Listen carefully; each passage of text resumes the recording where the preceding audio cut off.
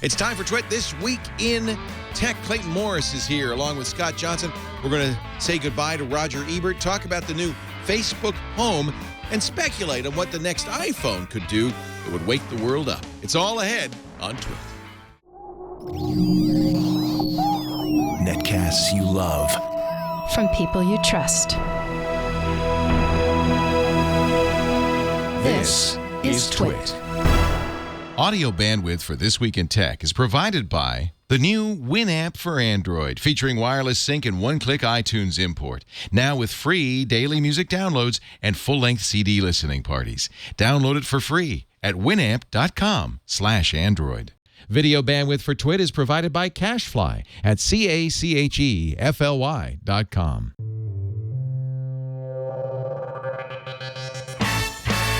This is Twit, This Week in Tech, episode 400, recorded April 7th, 2013. Live from Lake Tinky, Winky. This Week in Tech is brought to you by GoToMeeting with HD Faces from Citrix, the powerfully simple way to meet and collaborate with colleagues and clients anywhere. You can share the same screen and see each other face-to-face with HD video conferencing, even from an iPad. Sign up for your 30-day free trial today. Visit GoToMeeting.com, click on the Try It Free button, and use the promo code TWIT. And by Audible.com. Sign up for the Platinum Plan and get 2 free books. Go to Audible.com/TWIT2. And to kick off the new release of Dimension of Miracles, Audible is sending a lucky winner to Comic-Con New York. Enter to win at Audible.com/sweeps. And by Squarespace, the all-in-one platform that makes it fast and easy to create a professional website, blog, portfolio, or online store. Check out their new commerce solution so you can start selling stuff immediately. For a free trial and 10% off your first purchase on new accounts, go to squarespace.com and use the offer code TWIT4. And by Stamps.com. Start using your time more effectively with Stamps.com. Use Stamps.com to buy and print real U.S. postage the instant you need it, right from your desk. For our special offer, go to Stamps.com, click the microphone, and enter TWIT. It's time for Twit This Week in Tech, the show that covers all the week's tech news with a great cast. Joining us by voice only, but that's all right, Tim Stevens, editor-in-chief of Engadget. He is having a little wind problem. Yeah, I didn't know that wind could really affect your connectivity as badly. Yeah, I'm on LT to the home up here, and it is a little bit dependent on the weather. So thank you for having me by voice only. Okay. Yeah, just stay over there with your wind problem. Also, Clayton. I wasn't going to go there, Leo, but you know. Clayton, I'm sorry. I've already broken bad. We were talking about this before the show. I just feel like, folks, you're going to enjoy the next few years on Twit because I'm just falling apart. And I'm told I was supposed to apologize to you, Clayton, for mistreating Natalie Morris last time she was on. I thought she was great. I don't think I have no idea what she had a blast. Yeah. She always has a blast. Oh, good. Yeah, I have no idea. Okay. And look, we have the thickest skin you could ever find. So we have a great time. Please don't tell her I apologize because then she'll start thinking of, well, what did he say? And that we don't want to bring that back.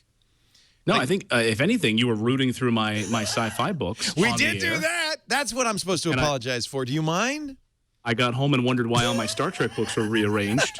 Why was number 3 in front of number 2? I don't get that. Now I remember. On my shelf. I'm supposed to apologize to you for Natalie. Now I remember. Right. Yeah. I think Dvorak put her up to it. Hey, rifle through Clayton's shelf over there and find out what books he's reading. No, it gave you a new dimension. Because we know you as the handsome, charming Clayton Morris of Fox and Friends, the tech journalist. You're so polished. You're kind of the James Bond of tech journalists. To know that you have a little bit of a geek side is good. Oh, total geek side. Yeah, you wouldn't see those early James Blish Star Trek novels. Ladies, call me. And when you like to come home with me, because I can show you my novels, first editions. Also joining us, Scott Johnson, the only man in the world who has launched more podcasts than I have. It's pretty close. Oh, my God. Good to see you, Leo. It's been since Vegas when we were there for the NME, and I lost every category I was nominated New in. Media Expo, but you were nominated, and it's a joy to be nominated. Yeah, it was nice. It was great to see you and hang out with everybody. But thanks for having me on. There's an interesting story to be told here. I have the notoriety of being on the last Twit episode before you guys moved the following Wow. day Wow. from the cottage.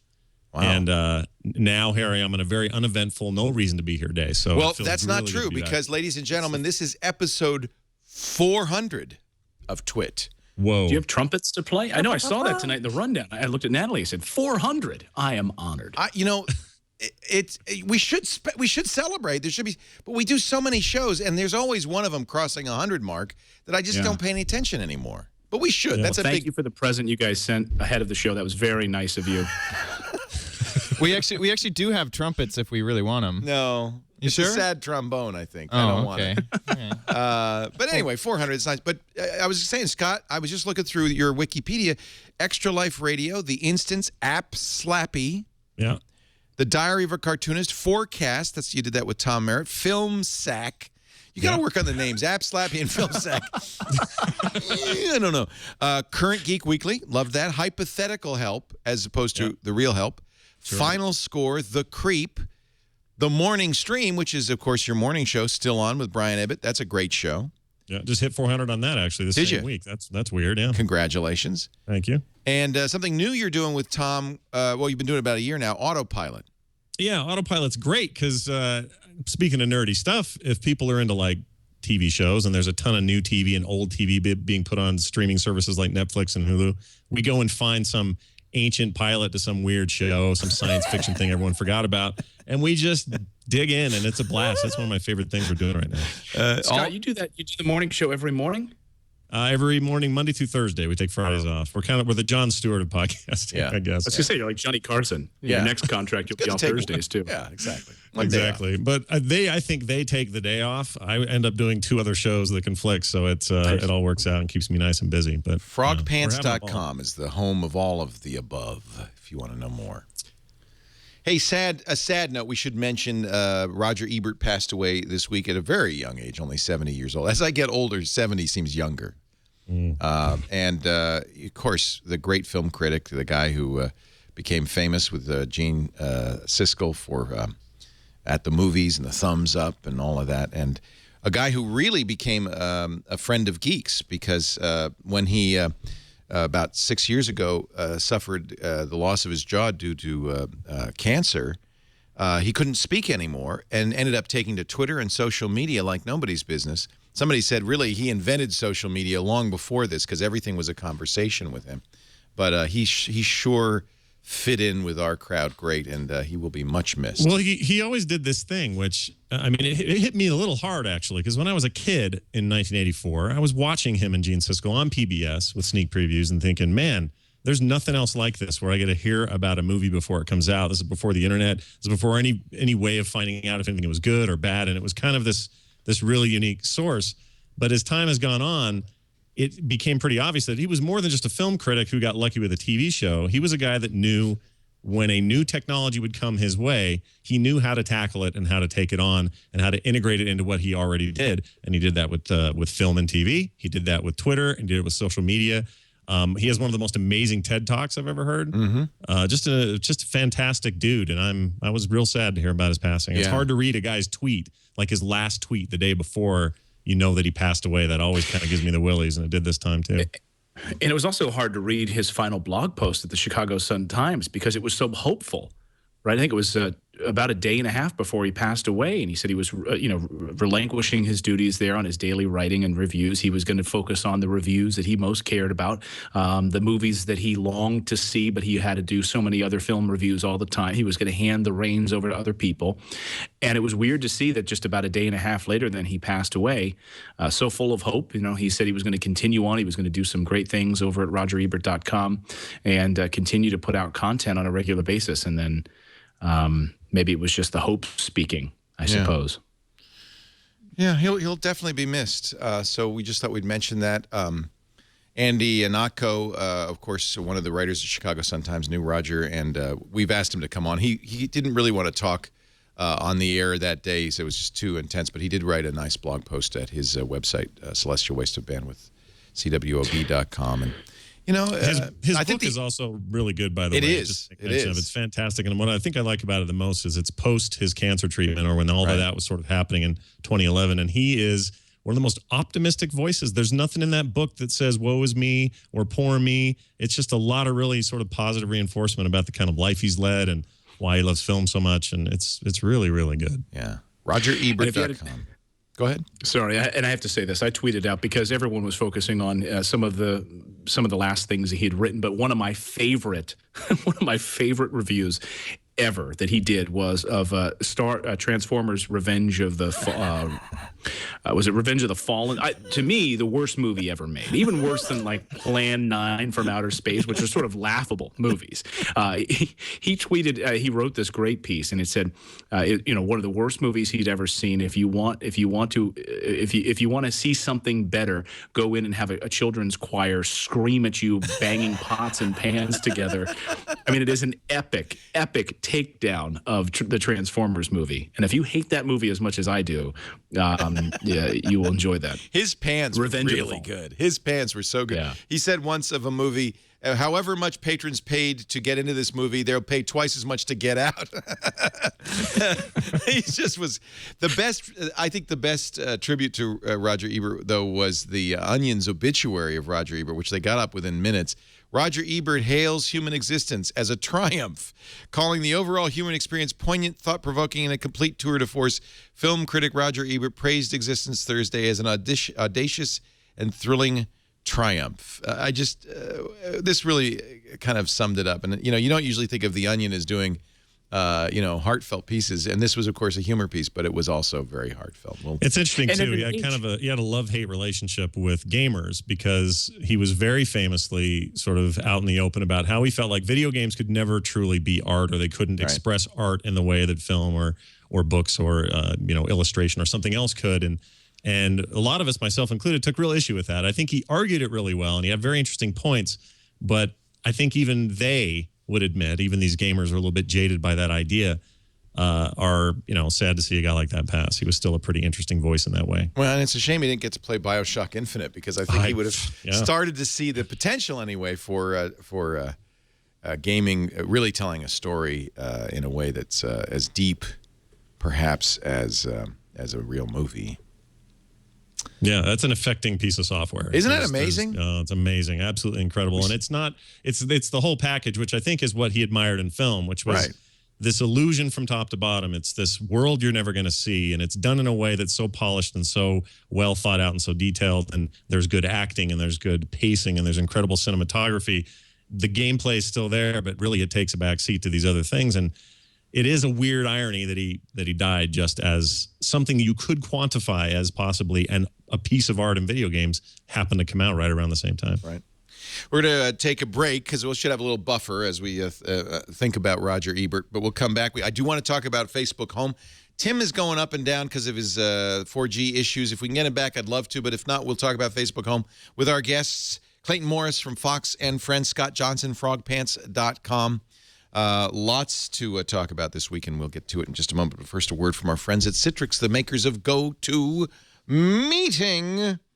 Meetings are, unfortunately, kind of a must at work. I've hated meetings. Clayton, do you have to go to meetings? Like production I had an executive meetings? Producer I had an executive producer in Los Angeles at Good Day LA once say to me when I was 18 years old, he said, 21 years old, he said, meetings are...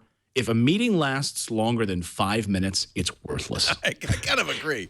We used to do them standing up because we figured if you could stay standing up to the meeting, then it wasn't too long of a meeting. But as you know, you got to, if you're on a TV show, you got to plan the TV show. You got to. It's a great way to be creative, to share ideas, to solve problems. But how do we make meetings more effective? How do we, especially with teams spread out all over the place now, how do we make them fast, effective, but you got to have them, and that's where GoToMeeting is so cool. First of all, of course, for years they've done the screen sharing, which means we're all on the same page, even if we're in different places, on a Mac, on a PC, on smartphones, on tablets. You can join these meetings. You can see the same screen. And now with HD Faces, you can see the people, too, lined up on the screen on the side or on the top. You're interacting with them. You're getting body language. It's great for sales presentations. You know what the client's thinking because you're seeing them watch your presentation. I think it's a really good way to make the best use of the time that you have to spend in meetings. And I want you to try it. If you have meetings, by the way, you can now present from an iPad.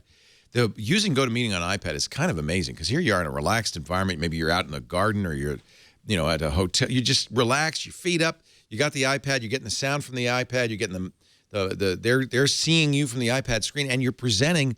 It doesn't even feel like work. It's just fun. GoToMeeting.com. Use the promo code TWIT, and you can try this for 30 days free. GoToMeeting.com. Use the promo code TWIT. Meeting is believing. Go to meeting. So Thursday, we talked a little bit about it before the show. I wasn't sure. Should we cover this Facebook event live? Facebook sent out an invitation saying, come see our new home on Android, which turned out to be literally what they were showing. It's called Facebook Home, right? Yeah, Facebook Home. And it's essentially a launcher. I mean, as far as I can tell, it's an Android launcher.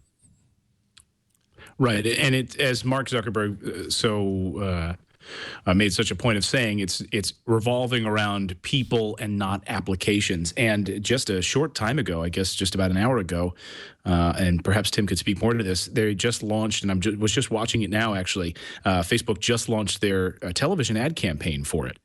And which makes commercial.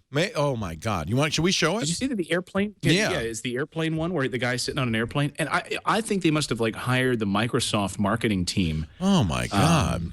It's terrible. I cannot figure out. I mean, it's a muddled mess. I mean, to me, it doesn't tell me anything about that. That's actually not it, but that's another one we could watch. But there's one where the guy's Gear has it. The guy's getting on an airplane. Let me. He's walking around, and it's all these weird, random sort of cabaret dancers popping out of him. No, we're gonna show it because it's just too ridiculous. And you saw it on TV because is it going to be a TV campaign? I think it's going to be a TV campaign. Wow. It is going to be a TV campaign. Money, so I wonder if they pulled it down because I've just tried to launch it. And it shows you the chat feature. Here we go. Play the audio too.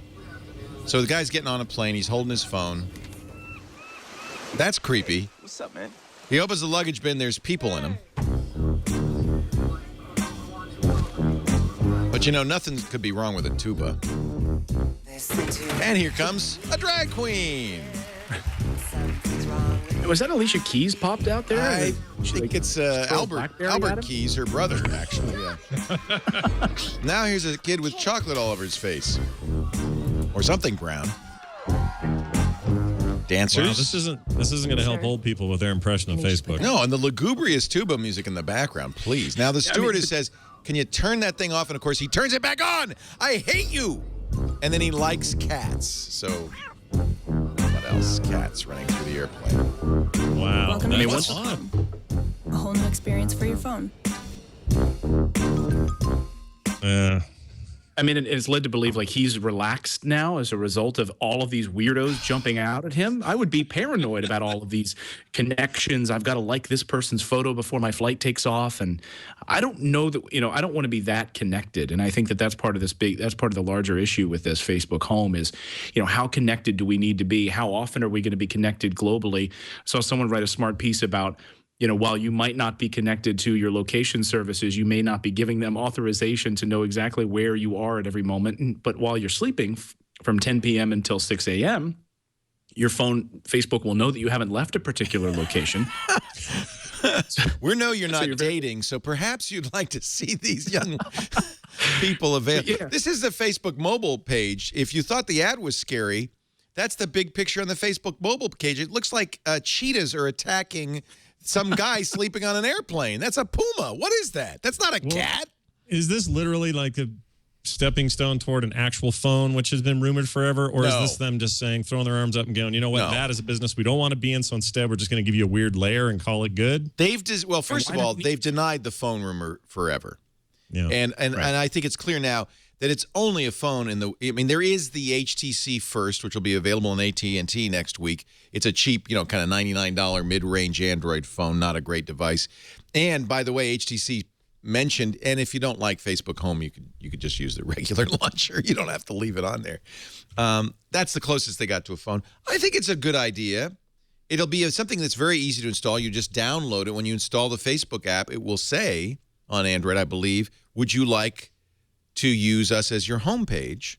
And if you say yes, it will modify your launcher. Now, That's an easy thing to anytime do. that you launch it, do you start to hear this music? Right. You get the background to an M&M's. That's the weirdest. Why would they choose that music? Yes, it's back. Is that what it's from? You're not going to forget it. That's pretty Great. It sounds like elephants are stomping on me. Well, this is why you're never going to see this on iOS, because this is it's a launcher replacement, right? You can't see it. That's one of the things Zuckerberg said when he was asked. He said, we can't do this for iOS because we don't have access to all of this. Right. But is there going to be a version of it? I mean, much like the way we know the Google, well, we think Google Now will be sort of an iOS-y version of Google Now, but not fully integrated? You'd have to launch the Facebook app, right? Because you can't take over the springboard. You can't take over the homepage. Right. And so maybe the Facebook app will look that way. By the way, there's no buttons. There's no controls. It's a lot of swiping. When you want to chat with somebody, you tap their head or whatever their image is, which is going to make some fun Facebook persistent. icons. I And thought it that was stays interesting, too. They made a big point about how, Zuckerberg talked about how chat is broken. And, in many ways, perhaps he's right, that if you're doing other things, they get in the way of the chat that you're currently having, that it will be a persistent chat. So you've got this little chat head that stays on the screen wherever you go above any other application that you're currently in. So you can still see Instagram while you're in Instagram, and you can move the little chat head. It'll stick to the sides of the screen. It'll sort of snap to the sides, which I thought was interesting. I mean, the design is beautiful. I have to say, I was blown away. Do you feel as some do, that it's a ripoff of Windows Phone, that they were heavily inspired by Windows Phone? I think there's a lot of design aesthetics. I mean, to me, this is sort of, I don't know if you read Lex Friedman's piece. He over at Macworld a few weeks ago, he had abandoned his iPhone for a while to go strictly Windows Phone. And it was pretty funny. He said, at the end of the whole journey, he wanted to create like a Frankenphone, right? Bringing in like the best parts of all three experiences, Windows, Android, and iOS. And I think in many ways you're seeing some of that here. The notifications are clean and nice. You're getting to see that persistent information on the front screen, like some of the tile features that you're talking about from Windows. We're just seeing an iPhone. Right. It's just a bunch of icons with numbers on them is the best you can do on the iPhone. I'm buying an HTC One. I decided the HTC One, to me, is the closest thing to an iPhone running Android. Beautiful hardware. It will, I will be able to install Home on it. Home will install on Galaxies, I believe the Note. Galaxy S3 and S4 and S2. Will it install on the Note 1? I don't think so, right? Maybe not. Or the Note, just Maybe the Note not. 2, right? Some late model. So I will absolutely install it. It's easy to turn a launcher on and off, so it's an easy thing to do. I wonder if we're a little bit. Run it. Pardon me? Sorry, Nexus Forward run it, right? Yeah. Oh, okay. Yeah. I don't know. I saw the list, and it seemed to me that most of the late model Android phones would be just fine with it. One thing I think is interesting that's going on with I don't know if you recall, there was a great Wired magazine piece maybe almost 5 years ago now talking about sort of the Cold War between Google and Facebook, and Google being open, having access to all the searchable information, but sort of the white whale of data was what was being held behind the wall at Facebook.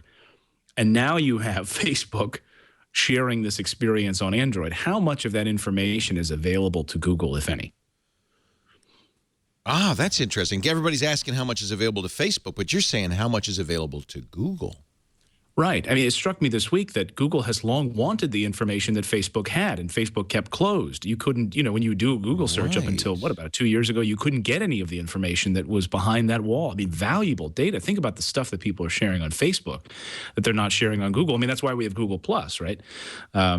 So what I don't think information... Google would, but maybe that's an interesting question. I hadn't really thought one would about think that. they could. I mean, it's just running on the Android kernel on top of everything. It's not like it's running separately. Does Android how much does it send back to Google? How much does it send back to the handset maker? How much does it send back to the wireless carrier? All three are involved in the making of this phone. I don't think Google, by the way, Danny Sullivan, Search Engine Land, pointed out, to get to Google search from Facebook Home is 2 clicks. It's buried in there. I would True, but if you think there's a lot of answering on Android. If you set up a new Android phone, I was doing something with the Galaxy Note 2 the other day. And, when you're setting up different apps or you're launching different things within the Google services, you're constantly being asked to send data back to Google, of course, like you would in iOS 2. When you first launch it. So I wonder, if how much of this information, if you're using Facebook information, you're liking this cat picture. And then, of course, we know that ads are coming, right? Zuckerberg was very forthcoming that ads, yes, they are coming, which also brings up this whole Minority Report style idea of using Facebook Home in this geolocation era when all of these ads are sort of popping up contextually. How much information does Google have? Is this I thought it was sort of a Trojan horse for Facebook, right? They don't have to build their own phone. They get to use an open platform in Android, and they get to do this entire experience that doesn't look anything like the Android experience. Much Clayton, like I'm glad you brought Amazon. up the Minority Report connection because this keeps coming up lately. And there was an article, and I wish I could point to it now, and I wish I could tell Chad where it is. But there's an article that I just read recently that talked a whole bunch about how the design aesthetic of that movie was so powerful in driving designers to try to reach that. We all want this pinch and zoom and separate and this invisible screen stuff, that we've actually gotten to a point now where we're implementing those design essentials, and that it's a mistake, that it's not good design, that it causes us all kinds of problems down the road. And some would point to Windows 8 issues with some of the interface stuff, with the way they've done it, the way the Xbox 360 tries to integrate this stuff, the way iPads and other tablets do. Yeah, even that Samsung television. You guys have played the big. It's from the buzz All, at CES Christian Brown. last year. Yeah. You remember that, guys, last year? That Samsung television where you put up your hand and swipe. Yeah, gesture. And now there's a commercial for that Samsung television I saw the other day. And the guy looks ridiculous. It's like he's grabbing in the air, like midair, like he's, we've all tried to connect on the Xbox, and that doesn't work very well to this and this and all this. And it's not intuitive. And then, of course, Leap Motion is coming out, and those are basically Minority Report. And Samsung, remember that bizarre launch event that I'm sure you were at, Clayton, where they showed that you don't have to touch the screen. You have Minority Report style gestures you can do in front of the screen.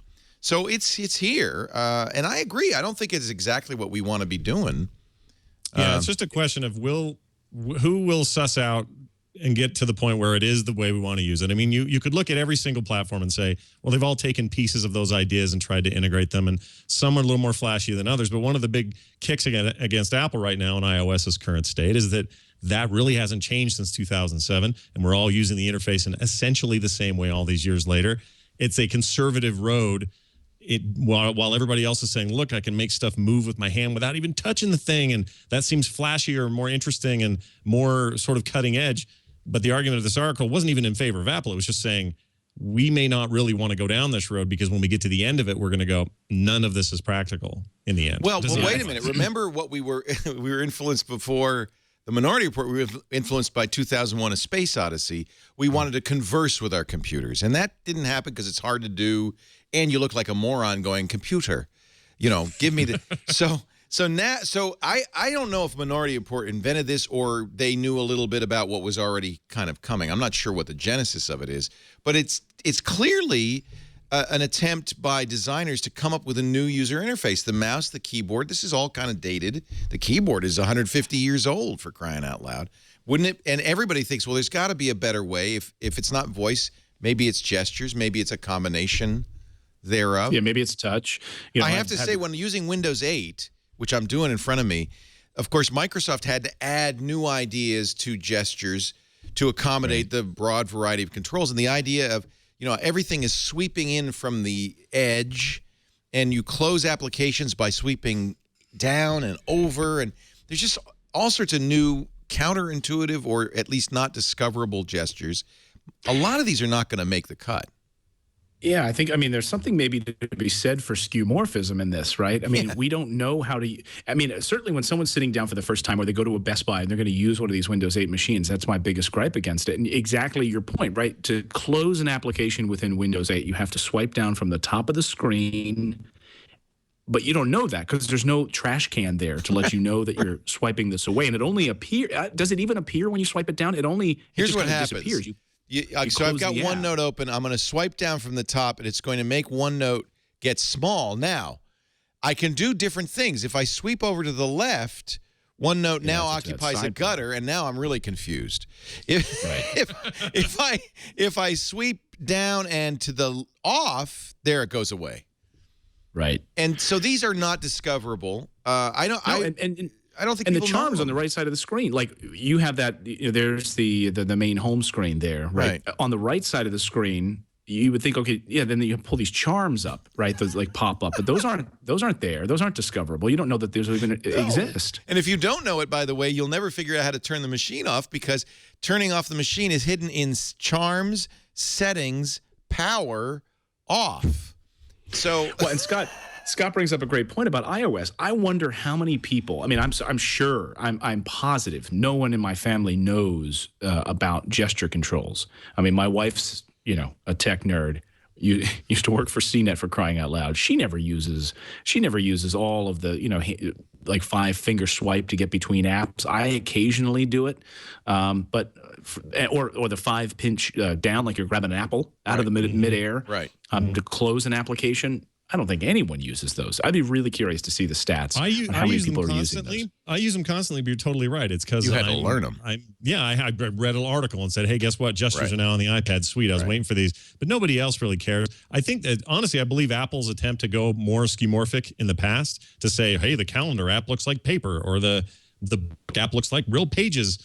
They've stuck to that motif. I don't think because they are married to it or anything, but I think that they believe fundamentally, and I could be wrong about this, but fundamentally that the idea of having a trash can on the desktop makes sense to people. Having a folder to put other documents in seems like a thing you could do in real life, and they think there's some value in that from a kind of how people's brains are trained standpoint. Right. That being said, I think Google's the guys that have it the right way. This new sort of approach they have, even with their iOS apps, this kind of flat, let's try to not to make everything look like a 3D button sort of approach, is one I think people can get their heads around without all this trouble. So, I mean, we're making strides, but to be fair to Microsoft, that's Metro too. Is flat, no gradients, no shadows, no rounded bubbles. Yeah, right. So and I think that's modern. In fact, according to some Johnny Ive, who is a big proponent of flat and really doesn't like skeuomorphism. I added some syllables there. Skeuomorphism is going flat in the next version of iOS. So I suspect, but design is funny. Design is all trendy, right? So fins are in, fins are out. It's so gradients are in, gradients are out, flat is in. And in 3 years, we'll go, oh, that flat was so boring. I want chintz everywhere. The real bad example is like the old station wagons with wood paneling on the side. But I love those. The idea there, I do too, but I only love them ironically. They were kind of a terrible idea because they were trying to fool us that they had wood on the side of these cards, and they never could have wood in them. It was ridiculous, but people bought it. It was a thing.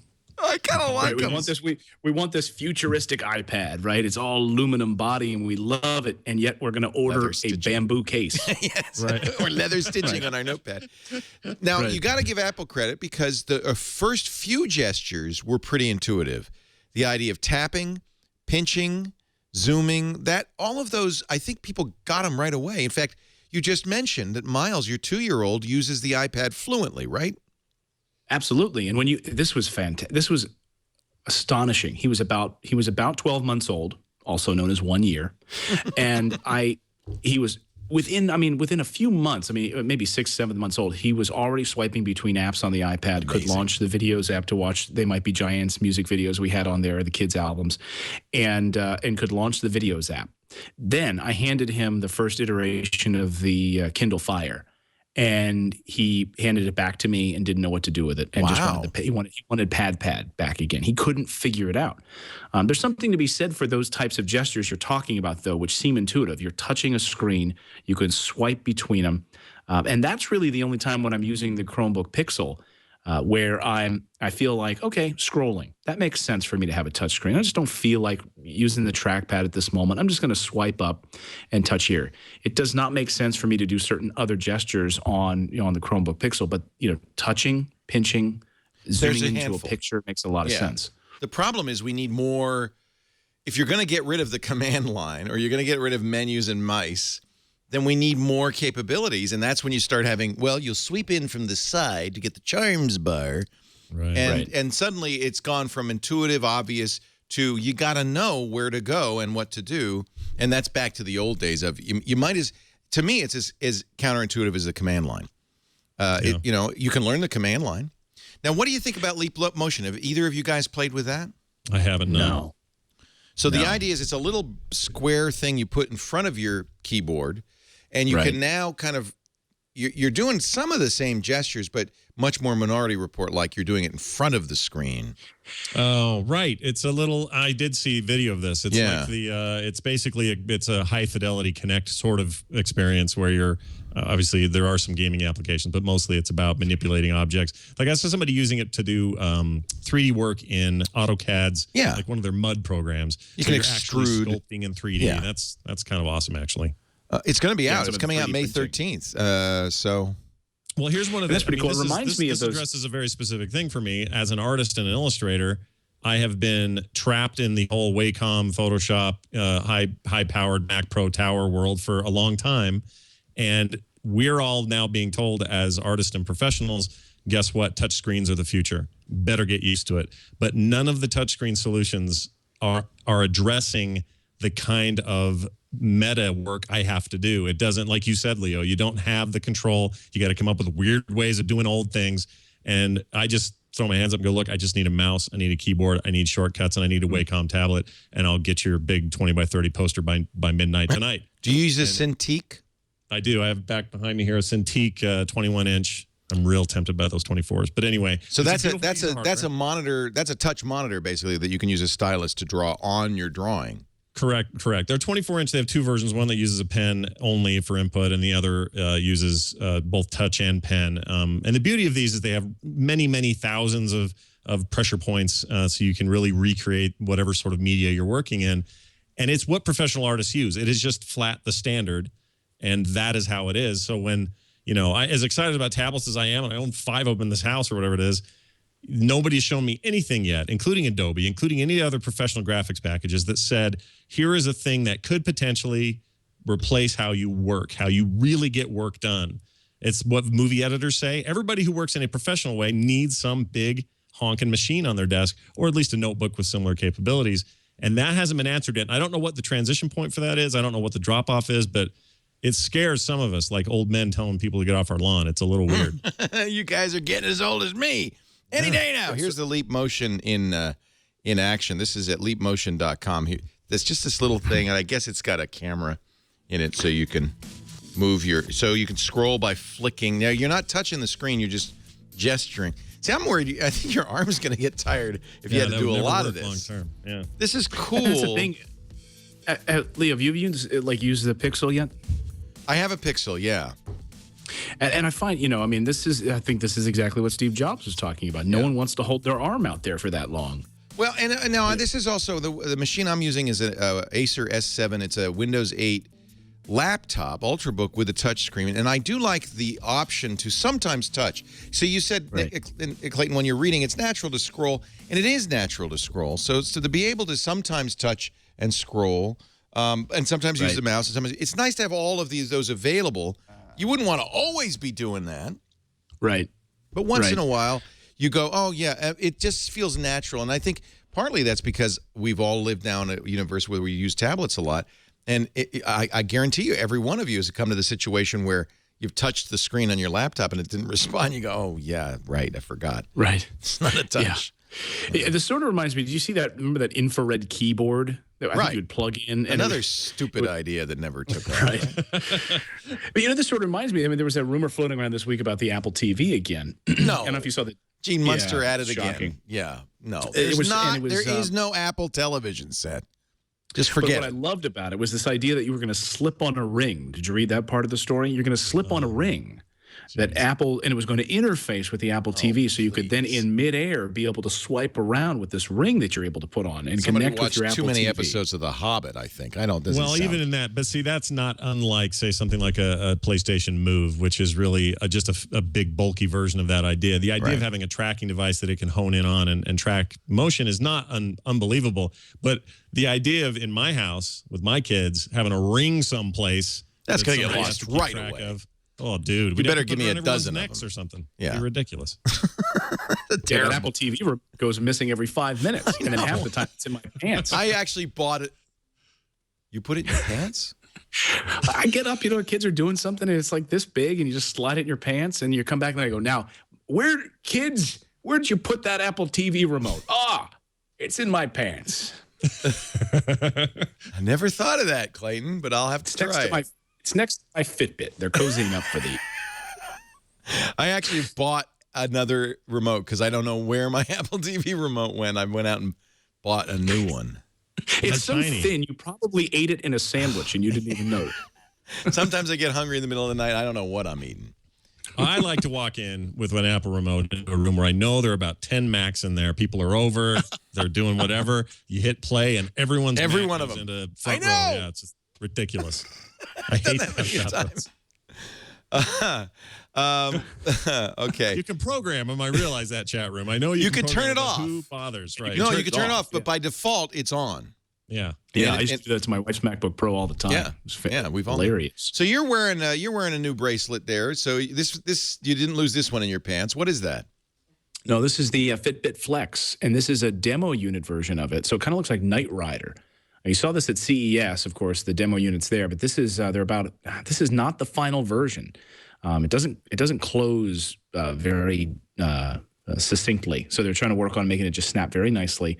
But you tap the front of it, and that kind of has like a Knight Rider little interface that kind of pops up there. You look like and a it also Cylon. works with, Yeah. yeah, it has like a Cylon little interface. It does not have the altimeter like the other Fitbit does, where it can count how many steps you're going up.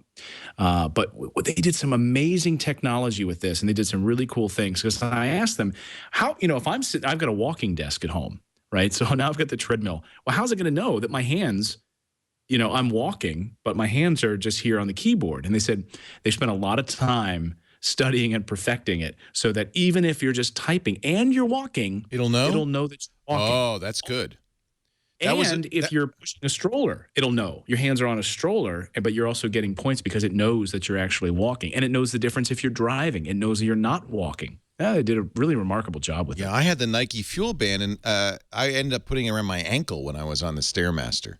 But nothing senses Pilates. It thinks you're just sitting on your ass. Yeah. And maybe you are, frankly, the whole time. You're not moving. That little flower just shrinks down.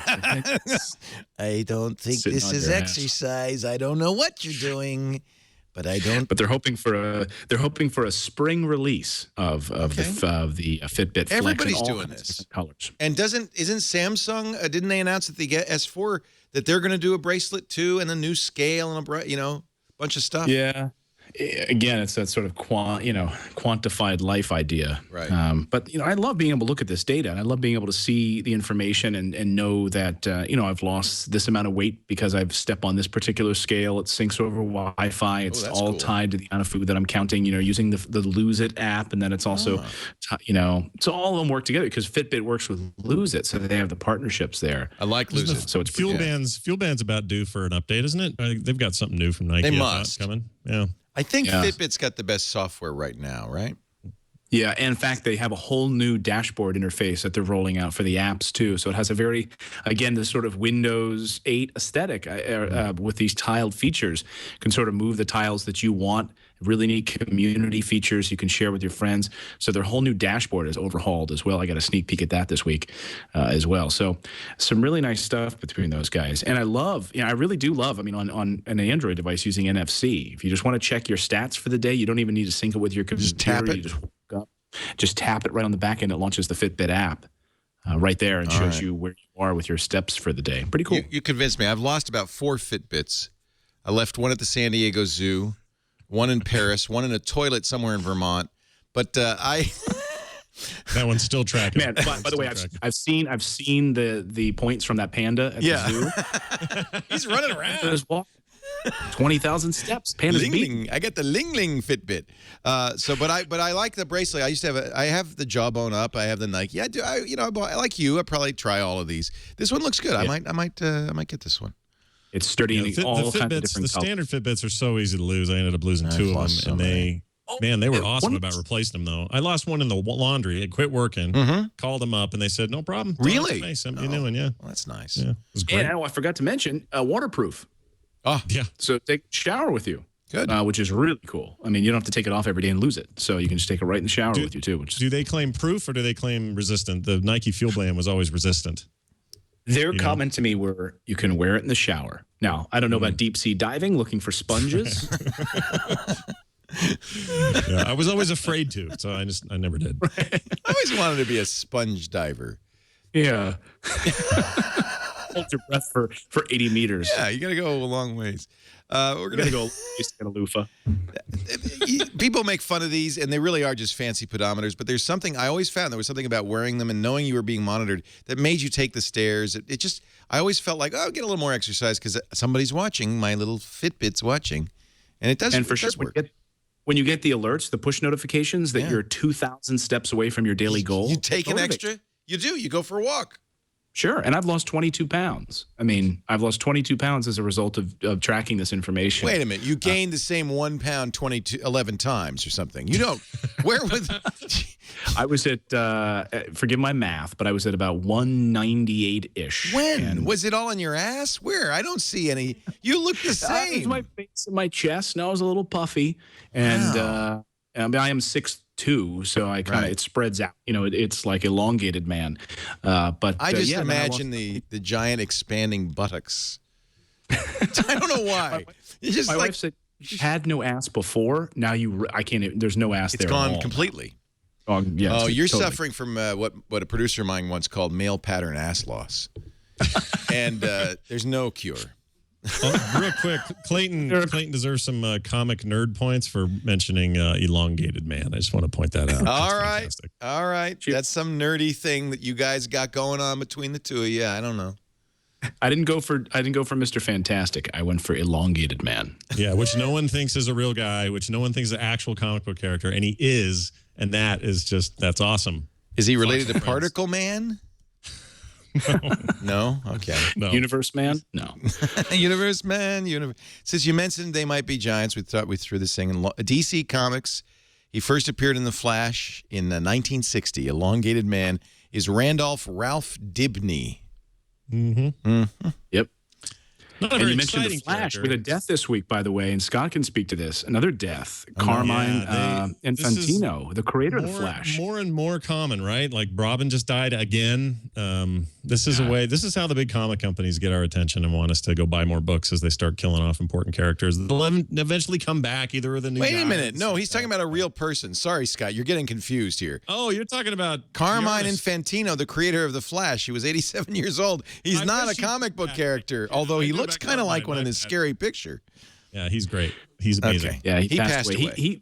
I mean, at a time, like, he just passed away. He brought Batman back from the dead. I mean, he was Really? Batman was really, and people were not buying the comic books. People were not buying the Golden Age Flash. People didn't care, and he created that modern red and yellow Flash costume. When DC came to him, basically said, "We need to revive this," because the horror books and the crime novels were being clamped down on by the authorities. They thought they were too lewd. Right. People couldn't read them. So he revived Batman, gave them that Silver Age look, the Flash and Batman, and really gave them that whole 20-year design aesthetic. So we owe Carmine, we can thank him for really saving Batman and saving the Flash.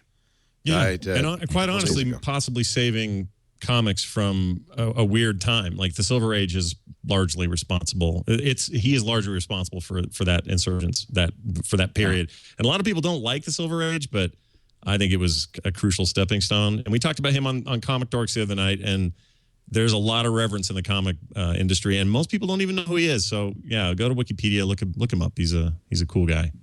Silver Age was when? 1950 to 1970. Okay. 70, Right when I yeah. would have been reading comic books if I'd been as big a nerd as you guys. Yeah, the original time. Golden Age Silver Flash- Surfer and blah, all the weird stuff came out. That, but Flash had that weird like pilf hat. He wore like this weird like condom hat. You know, the original Flash. It was a Jake Garrett. And then he drew like the really sort of modern, sleek, designs for comic books. So it went from being really, really kitschy, to more modern, and a lot of the same costumes that we know and love of Batman and the Flash, like that particular costume you're looking at there, that he came up with that. Yeah, it's essentially stayed unchanged. I mean, it's been modernized and tweaked here and there, but his designs probably held more than anybody else's. He was a pioneer for sure. Well, that's nice. We're going to take a break. It's so funny because we had last week, I really thought we were going to get comic book talk because we had like big comic book guys on, and we didn't really. And this week we did. But of course, I mean, these guys, of course. What am I thinking? Before we get off the Facebook home, will you guys try it? Yeah, I'll try it. Yeah. In fact, I asked for it immediately, and I'm kind of looking forward to it. I think it looks beautiful. I really do. Yeah. I won't keep it. So, I could tell that, a week later I'll be off of it again. But I'll try it for a little while. Well, you'll be on it seems like for people who, if you give a smartphone to your 16-year-old and all they care about is Facebook, updates and photos and all that this is great. This is perfect for them. That's kind of what I was thinking, is that we're the wrong audience for this. Right. But are we? We didn't really touch on this. I know you have to do a break. Maybe we can talk about this on the other side of the break. I don't want to hijack your show. But the idea of who are they marketing this to? Right. You see Real that commercial. People. Normal people. Normal people, or is it teens? Because, I think we see this. Teens don't do Facebook anymore. I just want to point this out. They do Instagram. They do Snapchat. They do not do Facebook. And YouTube is the #1 social network among young folks. Yep. YouTube. If I look at my kids who are 18 and 21, now I think Facebook knew this was coming. That's why they spent $1 billion on Instagram. I think they realized that they were hemorrhaging younger people to these new platforms. But totally, that's all they do is Instagram, not Twitter. Twitter's for old people. Facebook's kind of becoming for your mom to keep track with her high school buddies. It's becoming, classmates.com. Right. Kids don't care. This is for... They're Instagramming, they're Vining, they're Snapchatting, they're... Snapchat. Yeah. And nobody used Poke. They made a Snapchat version of Poke. Nobody's using that. Nope. I know after the break and up in the rundown, too, maybe talk about the streaming music services with Apple. Yeah, that's about to change, yeah.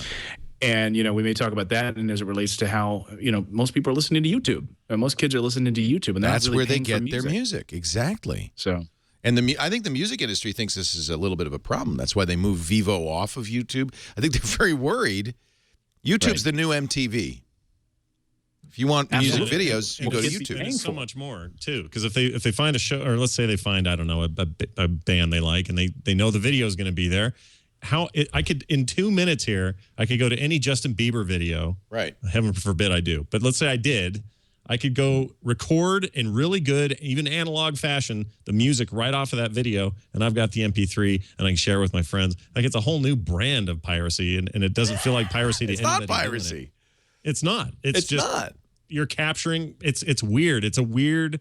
YouTube is freaking weird, Leo. It's a weird thing. If you really think about what it is now, and what it was, and what it will be, it is effing weird.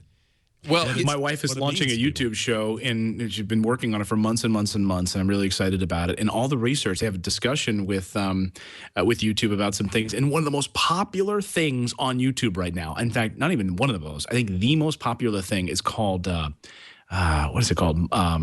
Mall calling? Chad, do you know what I'm talking about? Is that where they drive up to drive-in windows and they? No. Mall young girls. What is it called? I have to text her about this. Leo, are you talking about when they go get an ice cream cone and they just grab it with their hand? That's not what you're talking about. Yeah, I like that. That's good. I watched that one. The girls, they go to the mall, they buy a bunch of clothes in their bags, they come back and sit in front of their webcam. And they try them on. And they show they show the clothes they bought, or they show the items that they purchased. Yeah. And these videos have hundreds of thousands of clicks. And YouTube says these are the #1 videos right now on YouTube. It's actually why. What happened? You know why? Because they keep thinking they're going to take off their clothes, and they never do. Right. Yeah, maybe, but it's a bunch of horny boys going, "Come on, take it off." She's got another outfit. Chad, you can deal with this. I mean, one of the biggest things on YouTube is people walking around in video games and just playing a game. Right, that's maybe Twitch. A little commentary. That's Twitch. It's Twitch. Twitch is good at the live stuff, but the archive stuff, you have. I mean, the Yogscast is a good example. It's called Let's Plays. I talked to a 10-year-old today who has a YouTube channel of Minecraft how-tos. Right. And every kid I know is making Minecraft videos. Like nobody's watching them, but they're making them. Yeah. Like right now, the big thing that I'm watching on YouTube is the Minecraft server, which is a server of Minecraft players. They just came out with an ultra hardcore series, and we're on episode 3. And every 2 days they release a new video, and it's just like, I have to watch the next video. And each of those videos are 30 minutes long. I want to see multiple people's perspectives. That's an hour and a half of content. I am in the wrong field. I could tell that. It's really weird. I'm telling you, it's the weirdest thing. But that's the future. It's happening in front of us. What's really funny is how little YouTube gets this, because they said, oh, let's put $300 million into traditional broadcast-style shows. Let's get these guys to upgrade their videos. And nobody, I think, of the new YouTube channels, if any, none, if any, maybe one, maybe SourceFed's made its money back. Nobody else. Meanwhile, this. People wandering around Minecraft. And that's crazy. But YouTube doesn't want this to be successful. I can tell you right now. There's no model for this. They don't get it. But this is where the future is. And they didn't sound sad. And by the way, my wife texted me. It's called shopping haul. H-A-U-L is this trend. If you do a search for shopping haul, okay, so you've hauled your shopping. Yeah, but women do this anyway. They're putting it on YouTube. Right, and maybe that's why it's so successful. It's voyeurism. It's, she got this great deal. No, because they can't get their husbands to go along with it. Because I know my ex-wife used to do that all the time. You want to see what I got? I said, no. I do not. I do not want to see what you got, right? Does Natalie do that to you? She says, would you like to see what I got? Yeah, she knows better than to show me because I see a box of shoes arrive, and I said, oh, didn't we just have a talk about not spending too much money? And she, well, I don't know. But then she'll be happy to show me the little kids, Ava's little onesies that she ordered. Like, here's her spring dresses. Here's the fall haul. I got some MAC, I got some Lush, I got some Target, and more.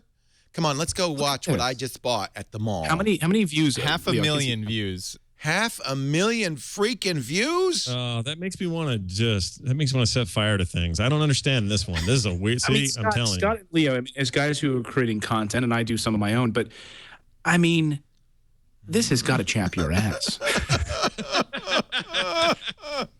It's well shot. I got to tell you though, that's professionally shot. This is the one I got. This is not that. Look at this. This is professionally shot and lit. It may be professionally lit, but the shot is all DSLR. That's that. Yeah. That's that super. I mean, that's not even. Tell. Look at the background. It's I mean, that's not even a natural it's super. This is shot and lit. But what's the difference between? And she's professionally made up, I might add too. So back in the day, XKCD, which I love, launched a comic, right? And everybody went crazy for it, especially in the tech crowd. Everyone loves XKCD. And cartoonists everywhere crapped their pants because what they saw was stick people, and they've been training their whole lives to draw well. He's not even hashing in the shadows. Right. What is he doing? It pissed everybody off. It really did. It caused a huge stir, at least dramatically in this webcomic sphere of things. It was not a very loud crowd. You know why? Because it's good. But that's my point is nobody anymore can say what they YouTube can't even say what they think YouTube should be. Right. People are going to make it what they want it to be. Which I love. In the long run, I don't care. I'm old hat. I'm dying soon anyway. So go ahead, kids. Make your shopping haul videos. Enjoy yourself. Have a good time. It's fine. We used to make real television, but not anymore. You got to show off your makeup haul. Okay, go for it. I don't care. What do I care? I'm going to be dead anyway. But then these sorts of things they go out there and then they get bought by somebody, right? So these things become popular. Too late. Already bought by somebody.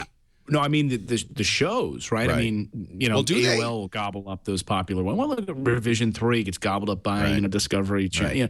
You get these. Twit was just bought by AOL. Oh God, thank you. Thank you. It's not too late, Marissa. I love you, darling. Come on over. We'll have tea. We'll have coffee. I'll do some shopping. Here's a Goodwill haul. It doesn't have to be even the mall. It could be Goodwill. They went to Goodwill. Goodwill hunting. I like it. I like it. So are you going to start doing these? The new Twitch shopping channel there on YouTube? Chad, I got a great idea. We'll do Fry's haul. Oh, yeah. We'll go to Fry's. Here's what Amazon haul. I went to Fry's. Here's what I bought. Yeah, but that's it. brilliant. We're killing the Gizwiz. It's Jeff going to be yells. Fries Hall. Jeff yells, that's what you do on Gizwiz. No, this is better. This is Go to better. Best Look what Buy. I got on Woot. Go to Actually, Best Buy. We brand new Samsung stores in Best Buy. Here's what I got. I think Fries is the one because it's not Or everywhere. B&H. B&H is Yeah, good. there B&H could be is- multiple because she had Target, she had Lush, she had and more. You know, I got it. Well, that's because you can go to a mall. There's no electronics mall. Oh, we could go to here. We go to Japan. Right. Yeah. Let's just do that. Let's just go to Japan. I went to Target, B&H in Japan. For I think that's a good. I think this is a good show. We call it Yeah. Fries Hall. Fries Hall. I think you could Fries find some of these Hall. All right, weird little are you sure people kiosks. won't think that we're a food blog of some flavor? That doesn't matter. They'll tune in for the French fries. They'll stay for the electronics. It'll Sounds be good. great. We could have French fries. We could have food. We could have. Oh, and I got some Taco Bell. Look at you're this totally onto chalupa. something. Would you believe this chalupa? This seems like a mushy middle product. I'm not gonna lie to you. I no, don't no, know. it's a hit. I could tell. Okay. I know. I got the thing. I started You doing better some move on it. YouTube You better videos. move on it fast because you know Scott's going to launch a show Damn tomorrow. you, I know, Scott. I was going to say. I'm all Scott over this. Johnson now on Yeah. Frog Pits Fries Hall.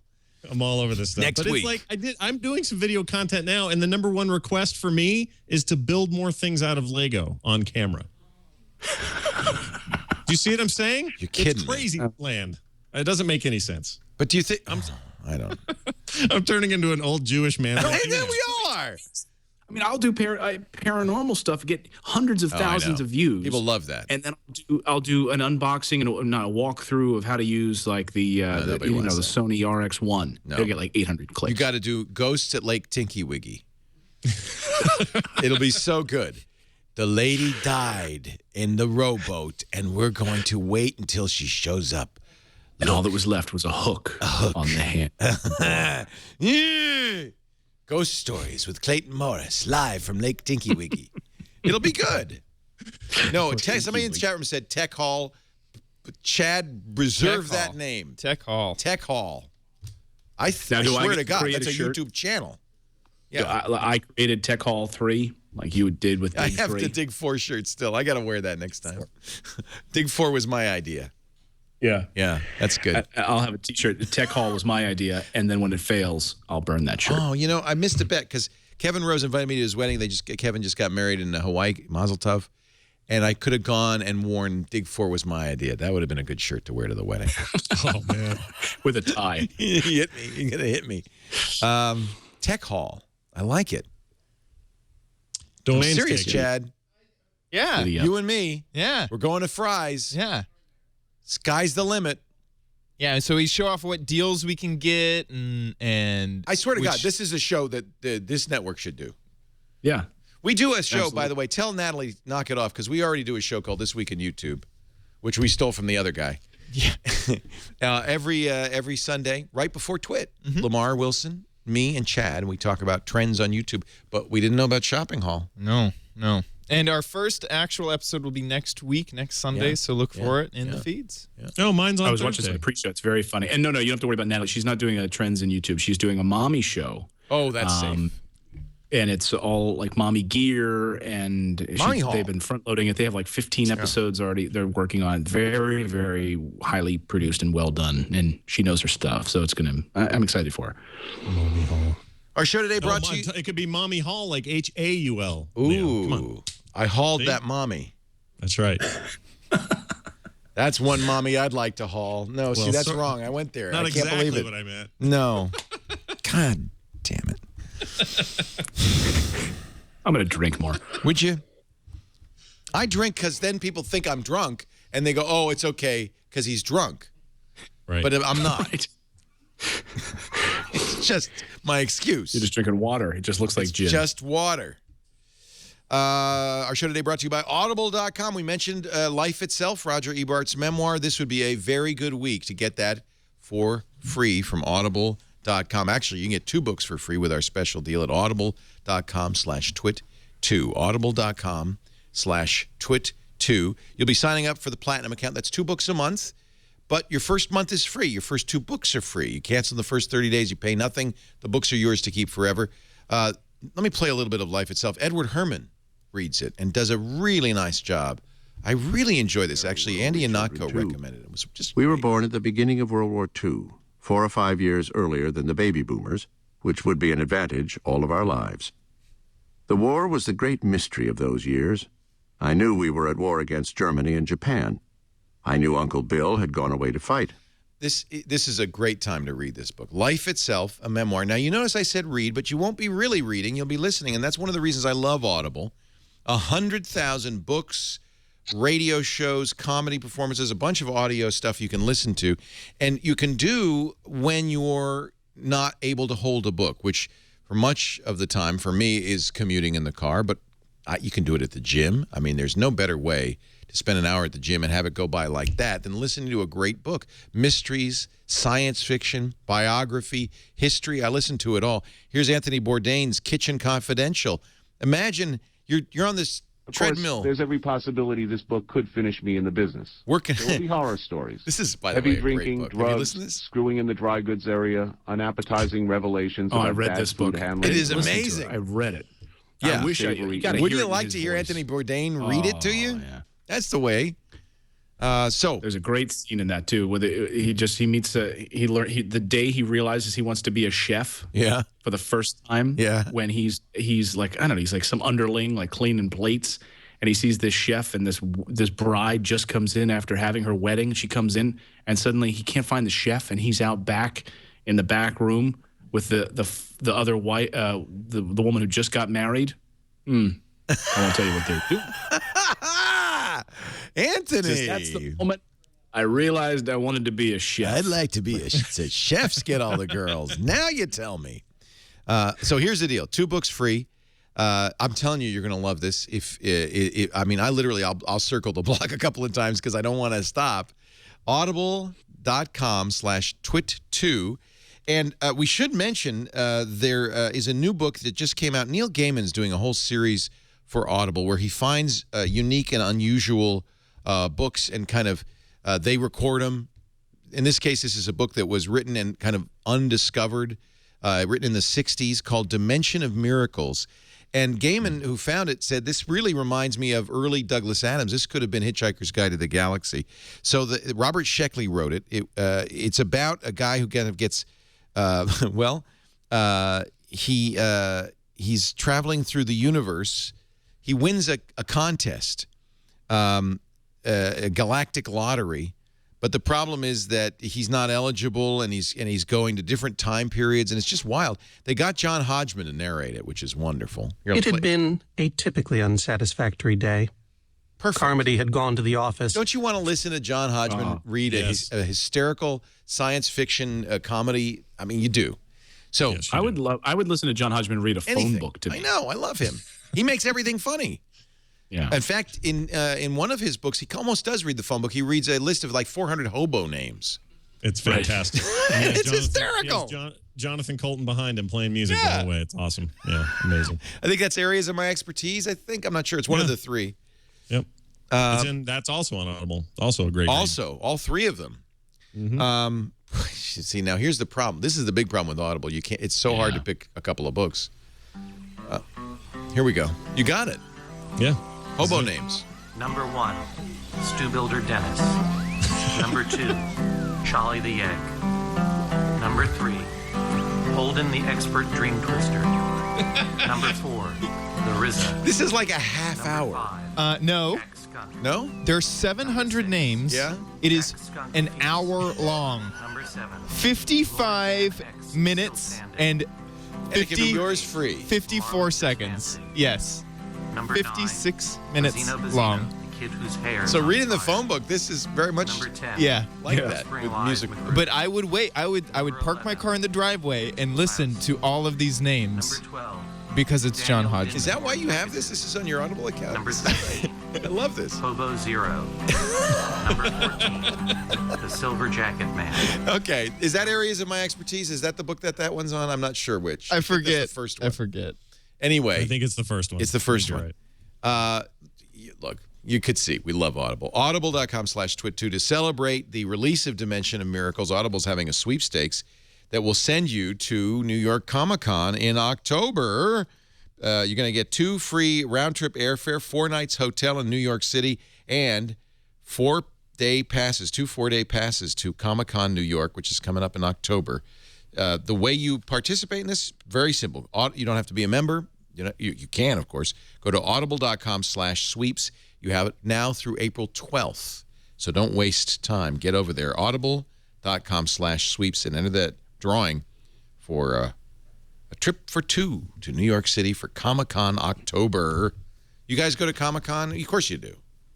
Yeah, I try to, stuff here and there. I'm going to BlizzCon this year. I have my own event in July. Yeah. So, yeah, you try to get around and do these nerds. By the way, I can't let this go. The first book you played, the audio from it, was read by the dad from Lost Boys. You're kidding? Yeah, just a little nerd comment. Edward Herman. Yeah. I was wondering who that was. That's him. Yeah, Edward Herman. It has a little David McCullough thing going on. You will recognize. Let me show you a picture because you'll recognize him immediately. He is. Well, the more recent pictures actually. He doesn't look like he used to. He looks kind of crazy actually. But he's been in he's played Roosevelt. He has that kind of patrician New England style. He was in the Gilmore Girls, The Lost Boys, The Aviator, Reds. Very well known character. Yeah, he's great. I could listen to him speak. Yeah, and he has that voice. Yeah. Yeah. He was the villain. He was a vampire. Yeah. Well, hey, no spoilers. Oh, spoilers! Shoot. Statute of limitations. Is there such a thing, really? You got to get off the hook. I don't know. What was it, 86, I think that movie came out? There should be. What is the statute of limitations for spoilers? I don't know. Nowadays, because I think we're in a weird, man, this is a good topic for the show, by the way, but I think we're in this weird space now where, like, we just started watching House of Cards last night. Oh, yeah, I can spoil that for you big time. Yeah, and people I think are becoming very aware that we're not living a once broadcast. Everyone saw it last night. Everyone knows who shot JR around the water cooler. Now everyone kind of just assumes you haven't seen it yet. Oh, by the way, have you started watching Mad Men? Have you started watching House of Cards yet? So I don't know. I don't think there is a statute anymore. I think you got to give them a few years. Like if you haven't caught up after 5 years, 5 years to me is the cutoff. If you're not up on The Wire or Mad Men. Right. It's kind of a volume problem now. Because now you've got, have you seen House of Cards yet? Right. Well, no, because I've got 4 billion other series I haven't caught up on yet. And back in the day, you had Dallas, and you had 3 other things that Dallas competed with, and probably back then 2 other things it competed with. And so you only had the one thing to talk about the next day. And now there's so much. It's just too much. Is TV better than ever? I think it is. I really do. I really think TV's better than. Amazing. Rattle off the names. Justified, one of the best shows on television. Right, great, season 4 just wrapped up. Fantastic. So I don't know that there's a better character than Raylan Givens anywhere on televition. I haven't seen any of those. My God. That's great. Now I can add that to my list. Listen, Clayton, and it's based on Elmore Leonard's read. And if you get a chance, you can read them separate from it. You don't even need to read them at the same time. Those are another great Audible books. Raylan Givens from Elmore Leonard. The character is based on an Elmore Leonard short story. I love Elmore Leonard, so I know him like God. Yeah. And it's hilarious. He's a fallible, Now, here's the cord cutter problem, though. How do I find out where I can see that? It's probably in various places, right? I could probably buy it on iTunes, maybe on Amazon, maybe Video, the new RDO thing. But you don't know. There needs to be a way to search for that. Right. So that one, we last year started using that app called CanYouStream.it. CanYouStream.it, and it's an app for iOS and Android. And yeah, you plug in what you're looking for, and it'll show you on what services it's available.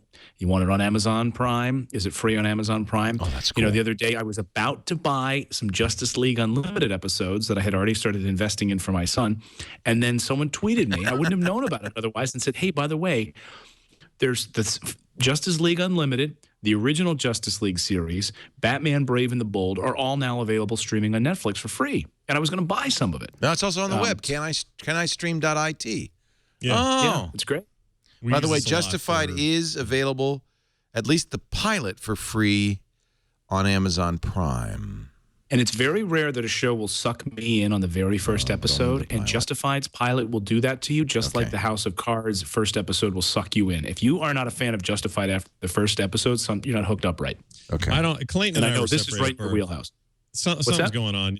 We were separated at birth or something. That is the best show on TV right now. And it really, you don't even have to be, if you're a fan of Westerns, you're going to get something you want out of the show. If you're a fan of, I don't know, just good writing and dialogue, like it is an insanely good television program. And I echo everything you just said. Everyone should watch that show. So good. But even from there, then you go to Downton Abbey, right? So everyone's talking about Downton Abbey. So we finally started watching that about 2 months ago. There's a big spoiler on that one. Oh, sure. That one's really good, too. I should hit that show. I still haven't seen The Crying Game because it was spoiled for me. I don't want to see it because it was spoiled for me. No, so how long ago was that? There is a statute. 92. Okay, so it's 21 years. Yeah. After 21 years, okay, but no sooner. Yeah. It was a dude. There you go. Yeah. The Maltese Falcon.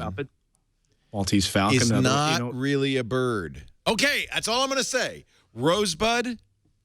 Citizen Kane. A sled. Yeah. I just ruined the movie for you. Oh, the guy's upset in the back. For crying out loud. But all those, what else? Downton Abbey, Justified, The Wire, House of Cards. Every HBO series, Game of Thrones. TV's gotten much better, and I don't understand it because I don't have enough time to watch all this crap. Life has gotten very, very. There's a lot to do now. If you're bored, in the 21st century, you're not paying attention. Anytime there's a story about the way in which people are trying to cut cable, but they can't yet do it because they can't do X, Y, and Z, or this show is here, they're trying to get it here. I'm fascinated by this because I think we're on the verge of a major, major shift in the next few years in the way in which we consume content. So to me, very few topics are as interesting as the living room, right? It's the hours you spend with your family at night watching television. You gather around this particular place, and I think it's a mess. It's a muddled mess right now. And I think we're on the verge. We're on a tipping point. We're approaching that tipping point when how we're going to be able to consume all of this. I know, people like to think that somehow the Apple TV is going to ride in on the white horse and save everyone with the way in which we're going to be able to consume content. I've given up on all of that. And by the way, this is another topic, but I'm starting to really think Apple is over. It really is over. There's no magical Apple TV. There's nothing magical. Even an iWatch, it isn't magical. It's over. Well, I think there's a difference between saying it's over and there's no Apple TV, right? I think that all the magic sauce is gone. Well, we're in that cycle, right? It's gone. Apple always has this cycle. It's gone. Well, maybe it's only been gone when Steve Jobs isn't there, but I got bad news for you. He ain't coming back. I know it's not like a Marvel hero. You can bring him back. It is a little bit weird in this particular moment, but some would argue everyone's at a transitional point right now. That's all about iteration. There is no innovation for a little bit until the next big thing. Will they be the next big thing? That is very and who knows what that people don't know, right? It's that sort of argument that people don't know what they want until suddenly they're presented with it, right? People were writing off the iPad. Remember after the iPad event, everyone was saying, "What? Really? It's just who's the next big thing coming from? Is it coming from Apple, from Google, from Facebook, or somebody we've never heard of, like maybe this gesture thing? I mean, Packard Bell. The leap. Packard Bell is not. I can guarantee you, the source. It's nice to think that it comes from a startup, right? It's nice to think that happens, but Apple very often, takes technology a few years down the line once it's been tried out in the marketplace and gives it a shot. But Apple has all of these suppliers tied up. Apple has these partnerships, and so it's very difficult for some sort of startup to come in with a Pebble watch and shake things up. Playing with the Pebble watch last week, I was woefully disappointed. Yeah, I could have told you that. Yeah. I ordered one. I still haven't got it, but I could have told you that. You knew it was going to be. Yeah. But occasionally, like the Oculus Rift is the finally we have confirmation that VR can work and that it's cool and that we've got other technologies in place that have killed things like lag and other issues that we were going to always have with these headsets. And it's finally this viable, affordable idea. I think it comes in forms of things like that. Those are the things that will come along and go, oh, the way we've been doing things. Like tablets are a good example. That's going to change the way I compute or consume or whatever. And I don't know who the next guy is, but Oculus Rift is just a dude who got a lot of good backing and a big Kickstarter success. And But it doesn't change the fact that it came from a dude. There's no reason Sony or a million other companies shouldn't have had that thing on the market first. And they all have garbage for VR. Yeah. No, and I think the iPad was a revolution. The iPhone was a revolution. But I wouldn't expect anything that revolutionary from Apple again. Maybe Google Glass will be. I think Oculus Rift is a very interesting product from everything I've heard. I haven't tried it. You guys have tried it, obviously. Well, I haven't. It reminds me of the Beatles. Man, I want one. Yeah. Oh, so you've used it? I'm curious. How was were you dizzy? Did you get sick? Like, what's the? Well, my eyes have been progressively getting worse, but it was awe-inspiring. I mean, it reminded me. Did you guys see the movie The Surrogates? No. Based on the great comic book, is the Bruce Willis movie? I did. Basically, Chad saw. Yeah, it. you basically sit in this like pod, and you can be as obese and slovenly as you want to be, and you basically put on an Oculus Rift, and you get to live the life that you should be living. That's what I've been waiting for. for. Women. I'm going in the nursing home right at the same time as that technology comes out. Right. That's right. It's like lucid dreaming. I mean, Yeah. you can go out, and just live the life you want to live through the Oculus Rift. And who's to say what's reality and what's fake? And you kind of feel like that. You're like, oh my God, this is really what it's like. I mean, it's the same feeling I first had the first time I ever played like Wolfenstein in 3D. I'm going down a hallway. Yeah. Going down a hallway and shooting Nazis. That was pretty amazing. Going down the hallway. So, but how much suspension of disbelief did you have to do with the Oculus Rift? Was it really that vivid, or are you saying, hey, it's pretty good considering I'm wearing a helmet? No, it is pretty vivid. It is really. It is good. And yeah, it is. And I wonder if, you don't get much time with it. I wonder how much, for like a prolonged period of time, would I start to feel like queasy, and would I come out of it? Because what is like 7 years old? You're not supposed to have kids go see 3D movies, right? Like I think the starting point is like 7 years old, and that's why the Nintendo. I can only 3DS play has the BioShock display. Infinite for 45 minutes before I vomit. Well, But it's such a good game that an hour later I'm playing it again. Yeah, it is true. When you play Call of Duty or any of those games where it's immersive and you're in front of a big screen, you get a little woozy. I mean, they're recommending. So there's two things at play here. They're recommending you don't play for more than 10 or 15 minutes at a time. What? That's what they're saying at first, until you get used to it, because it will cause kind of some of this disorientation. But the other problem is there are ways to play it where the head tracking is your movement, depends on the game, right? But there are other games where the mouse or the controller are what are controlling your left or right or your up or down.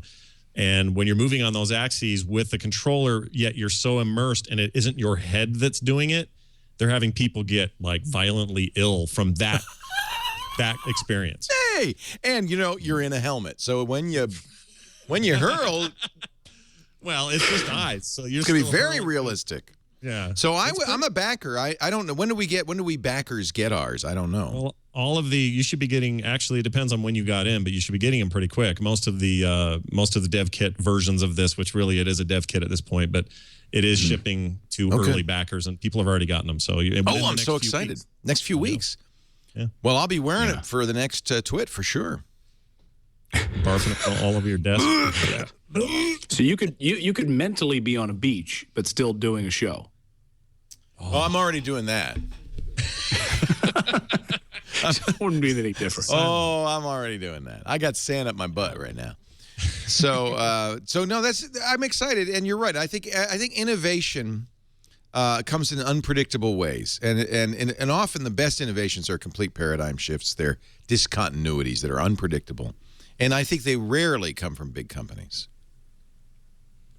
Yeah, I don't know. I mean, I was making my Beatles analogy because we want that sort of the guy that we're counting out to come back, right? The Beatles have they never reunited. They never did. Their big American triumph, right? And then they kind of fizzled a little bit, and then they came back with Rubber Soul and those songs, top 10, number one hits, and then everyone wrote them off. They thought the Beatles are done, and the press was writing about them. They're all done. They're gone. But they were all the entire time they were in the studio recording Sgt. Pepper's.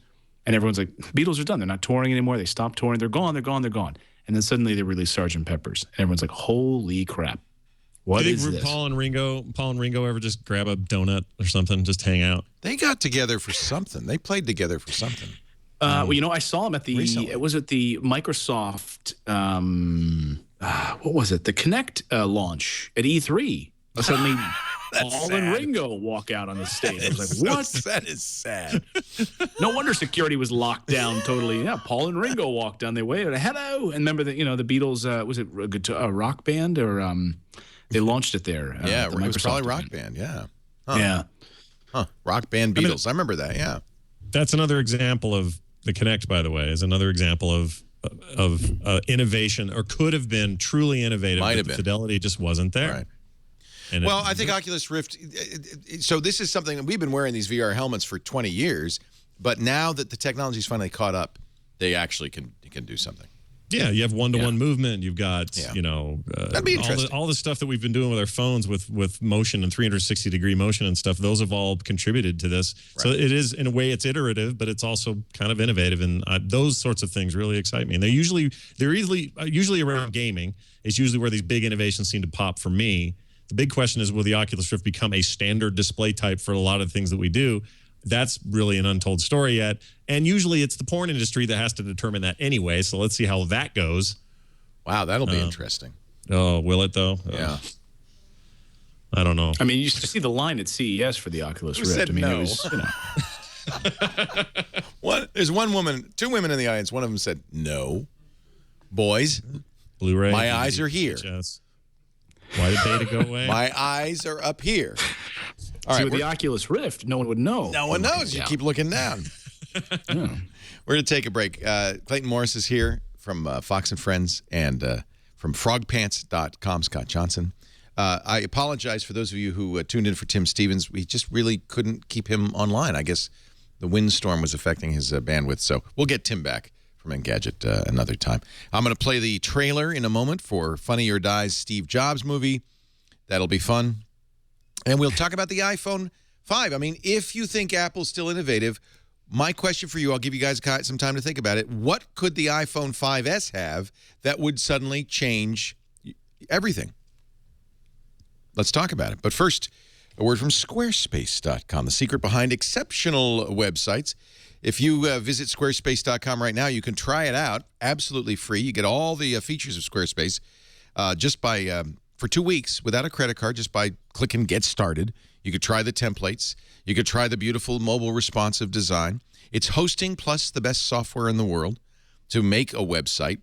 If you're a blogger, you'll love it. If you're a photographer or an artist, you'll love it because it's a great way to kind of do a portfolio. And now, if you're interested in selling, you'll love it because Squarespace has just added e-commerce. This is so exciting to the Squarespace platform. Every existing Squarespace template has the ability to add e-commerce. You'll be taking credit cards in minutes. You'll be able to sell not only digital goods like MP3s and ebooks, but physical goods as well.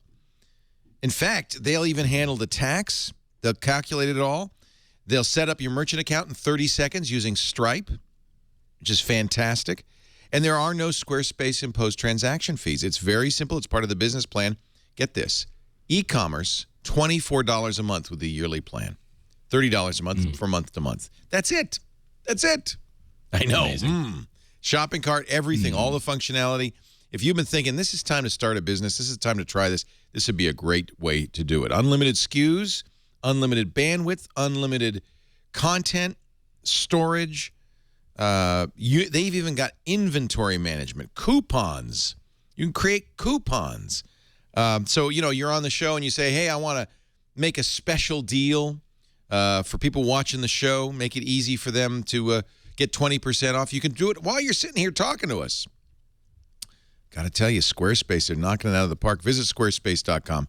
Try it free. If you decide you want to buy, we got a special deal for you. We'll give you 10% off your first purchase, which is why it's probably worth buying the annual plan. But you have to use our offer code TWIT and the number 4 for the month of April. TWIT4. Squarespace.com. Offer code TWIT4. This is time to try Squarespace. Free for 2 weeks. It is amazing. Tom Merritt is here. We're going to find out what's coming up in the week ahead. Tom? Hey, Leo. Congratulations on the 400th episode of Twit. Here's a look at some of the things we'll be keeping an eye on in the week ahead. Monday, April 8th, the Chromebook Pixel with LTE begins to ship. Also, Messenger transitions into Skype. And MIPCube happens at MIP TV, a conference about having interactivity in television. Tuesday, April 9th kicks off Ad Tech in San Francisco. And Friday, April 12th, T-Mobile USA begins selling the iPhone. And it's the anniversary of Yuri Gagarin becoming the first human in space in 1961. That's a look at the week ahead. Back to you, Leo. Yeah, I actually canceled my order for the Pixel. You did? Yeah. I got a review unit. You have one, it sounds like. Yeah. Yeah. I got a review unit, and it's too expensive for a browser. Oh, it's ridiculous. I mean, I was having a discussion with our mutual friend, Renee Ritchie, and he was saying, I'm not the target audience for this. Who is? I said, no, you are the target audience for this, but it's a mistake that you're the target audience for this, right? Because he does, he's like, I want to be doing Photoshop. And he's like, so I'm not the target audience for this, but he is precisely the target audience for this. And so am I. I need to be, doing Photoshop. So I'm going to spend $1,300 for a laptop with a beautiful screen. I want to be able to do some things with it. That's why you buy a MacBook Pro with a Retina display. So you can actually do Photoshop, you actually do Lightroom, you can actually do Aperture, and you can actually do some things with it. You're right. It's way too expensive for it's pretty to have all these hacks and workarounds for things that are just normal, just commonplace things that you come to rely on is absurd. Yeah. Yeah. All right. I'm glad. Thank you. Because everybody's been saying, oh, you should. What are you crazy? This is the beautiful screen. It's first of all, it's weird. It's 3.2, which is bizarre. Mm-hmm. We don't want that. We want a 16:9 screen. Thank you very much. I like touch. I'm a big fan of touch on the screens. It's okay. It's Retina. I like that. If Apple did a MacBook Pro Retina with touch, I'd be super happy. But this is just it's Chrome OS. I don't understand who that's designed at. It does have a beautiful keyboard. I will say that. Yeah, it's pretty. The keyboard is fantastic. Nice piece of metal. Yeah. What could Apple do in the 5S that would make you sit up and take notice? Look, they're now going up against the Galaxy S4, 1920 by 1080p and a 4.7-inch display, quad-core processors, all sorts of capabilities that the iPhone just can't do. Even Siri, which they made a lot of hay with the 4S, is outgunned by Google Voice. What could they do in the 5S? Software. It's got to be software, right? Yeah. Software. So what? A Maps program that works? Well, I think you hit one of the nails on the head, which is Google and Google Voice Search in Google Now. I mean, it's blazing fast how amazing Google Voice Search is on iOS. And that I have to wait and sometimes, not get any sort of responses. I'm getting little purple dots that appear when I've just transcribed an entire paragraph of an email and I get a little purple dots and then it disappears. I thought, God, why didn't now I'm wasting more time by hoping that it would have responded to me than typing. When it works great. It dictates stuff all the time and it works great. However, the times when it doesn't, it's really frustrating. But Google Voice Search, just how quickly you can launch. Here I have the S3. Let's see. No, turn the volume next. I need a pizza. Who doesn't, by the way? And boom, all sorts of results pop up. I need a pizza. It's so much faster. It's so much faster than Siri. So software based. But that's where a lot of the iterations have come from Apple in the past.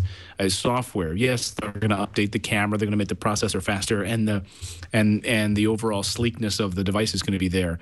In my opinion, Apple's problem is they set a pace for iteration of 1 year per phone that at the time was great, and it made consumers reassured. The phone's not going to progress too fast. Apple even made hay saying, look at all the different, fragmentation in the Android market. But what happened is they got way behind. And now they cannot iterate fast enough. And Samsung's iterating every few months. Scott, are you an iPhone user? I am. The bump moving Ives over to essentially, kind of take over the reins of iOS and all of that front end stuff, I think is probably a good move for them. But it also speaks to what you just said. They're behind, and they're behind because of their particular schedule for iteration. Some people think iPhones come out too fast. I would argue that it's a combination. They're coming out too fast, and part of the reason they're coming out too fast is because they're just making small incremental changes. Right. What they ought to do is give us a year between them and really go crazy. I know stockholders won't love that and everything else, but it'd be really great to see them say, no, we've gone to the wire here on the 6 or whatever the next one is. 5S, like you say, what do we expect for 5S? I expect hardly anything. Nothing. 5S. Nothing. Really, there's nothing to expect. And now, if there's maybe one a thing little we've learned from slicker- BlackBerry and Windows Phone is you snooze, you lose in the smartphone business. It's like this. Yeah, it's Do real you think fast. that they're going to seed the ground, though? I mean, I think something interesting is coming from Passbook. No, it's not. No, it's Well- not. I can guarantee you. They don't have I NFC. don't know. I mean, well, I don't know that NFC is the way to go. They don't even have a wallet in there. Last year, I was surprised we didn't see more with low-powered Bluetooth. And I know that Apple is all in on low-powered Bluetooth. And I would be really surprised if Apple puts NFC in the next iPhone. I think they are all in with low-powered Bluetooth. I think they see this as the future technology. But my fear was, how are you going to get businesses, small businesses that struggle as it is, the little coffee shop, the little bakery down the street, to start getting some sort of other device that they need to then pay for and have on their counter, where they're going to have to pay a percentage of it. They're not going to do it. So low-powered Bluetooth perhaps is the best way to do that, and integrate with the things that already exist. So I think Apple, whether or not, and these rumors are true about having to pull their Passbook team and shake things up, as we've been hearing, they've not been happy with the results so far, and I think it's been frustrating. And I know that Apple PR has been trying to do some things to get the word out about Passbook. Certainly see it with MLB. They're sort of front and center with the PR behind the MLB app. Have you used it for tickets or for plane tickets or anything like that? I love it. I use it for tickets, and I get frustrated. Here's the problem, though. I never know what airline is using it. Or when I go to that particular small airport, the reason that I can use it in San Francisco at this United terminal, but I can't use it in Knoxville, is because this Knoxville terminal isn't outfitted with the scanner. That's not Apple's and you fault. never know. In Apple's, No, but right. But there's you remember when you first launched Passbook? You couldn't figure out how you were supposed to get passes into it. Right. You didn't realize you have to download all these apps. Right. They did a terrible job of explaining. Apple did a terrible job of explaining that you had to download the Starbucks app also. Yeah. And then force it to send it to Passbook. Right. I like what NG Card in the chat room says. It says it's sad, but Apple feels like the Volvo of smartphones these days, the safe choice. And I think there's quite a bit to that. It's the thing I know when I get it, I'm going to have all my apps work, and any new apps are going to work, and I'm not going to have the fragmentation the Android devices enjoy or hate, however you stand on it. But it's getting to the point where safe is not exciting, and when you're not doing something exciting, you start to lose market share, and that's what's happening now. So I think they need to shake things up with something radically different, and maybe that means opening the phone more. I don't know what it means, but I'm not complaining about the hardware. Freaking love it. I wish iOS just did more for me. Share? Because we've seen a number of reports that in at least the quarter, in the holiday quarter, Apple has gained on Samsung. In the certainly in the hardware. Understand, we're not market. When we talk now. What we're talking about is warning signs that won't really show up in market share until it's too late to do anything about it. You know what I mean? I mean, they're doing just fine. They're making lots of money. People in the chat room say, well, they're making lots of money. They're number one. What's wrong with them? That's fine. But in this business, you got to stay ahead, because what happens if you lose mind share, you lost it.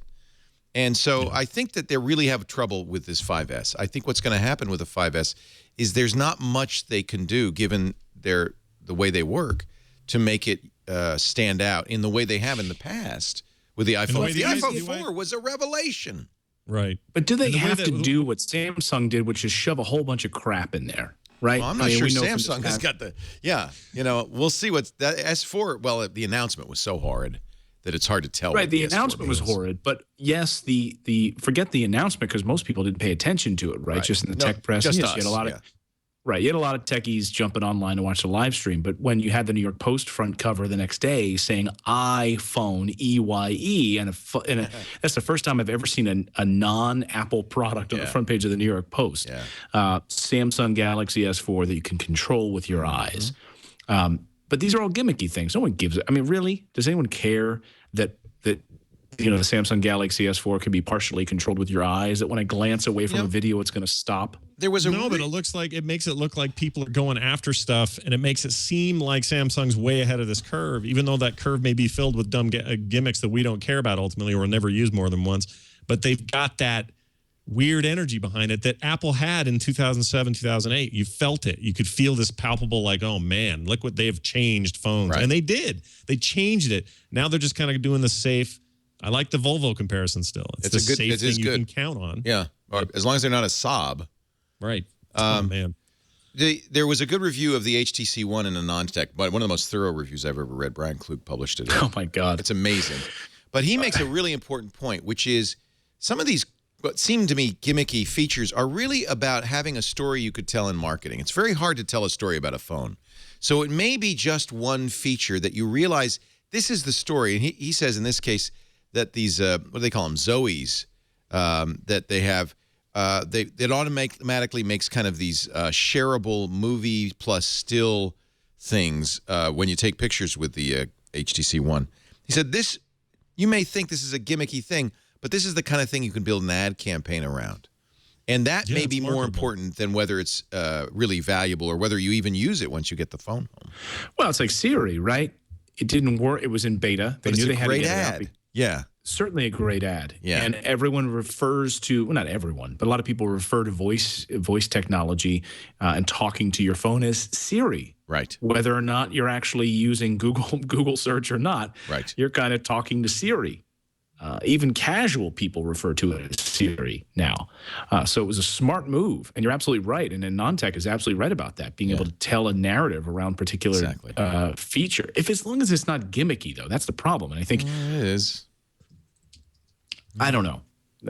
Siri was gimmicky, really, when you get down to it. If it had worked, maybe it wouldn't have been gimmicky. Well, that's why. I don't know that's why it's like the Connect to me. If that thing would have worked way better out of the gate, it would have had our mind share. We wouldn't be talking about how much Google Voice works better and all this sort of stuff. And the fact that we're using Google apps on our iPhones that do the same sort of functionality without the system level stuff and outpace Siri at its own job is embarrassing to them. Tim Cook must be walking around with a funny hat on, going, "Damn it, what are we doing?"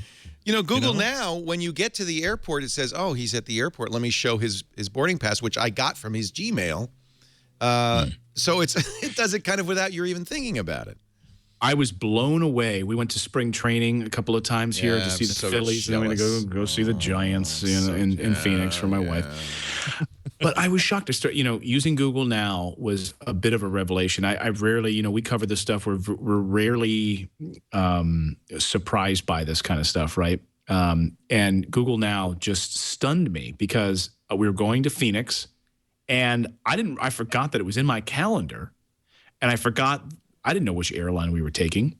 A lot of this information I just forgot and didn't plan on. It had put a card up there with the weather for Phoenix, nicely tucked underneath my New York card to show me the current weather. And there was Phoenix popping up behind it to show me that, here's the weather. Yep. Then it has the airline pass right up there for Southwest Airlines right there. And you didn't do anything.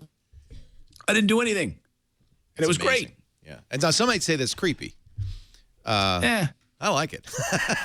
Here, let's watch. This is from Funny or Die. Remember, there's 3 Steve Jobs movies. There's the Ashton Kutcher Jobs, which premiered at the Sundance Film Festival in January and then mysteriously disappeared. If you saw that clip, you might know why. It was bizarre and had nothing to do with fact.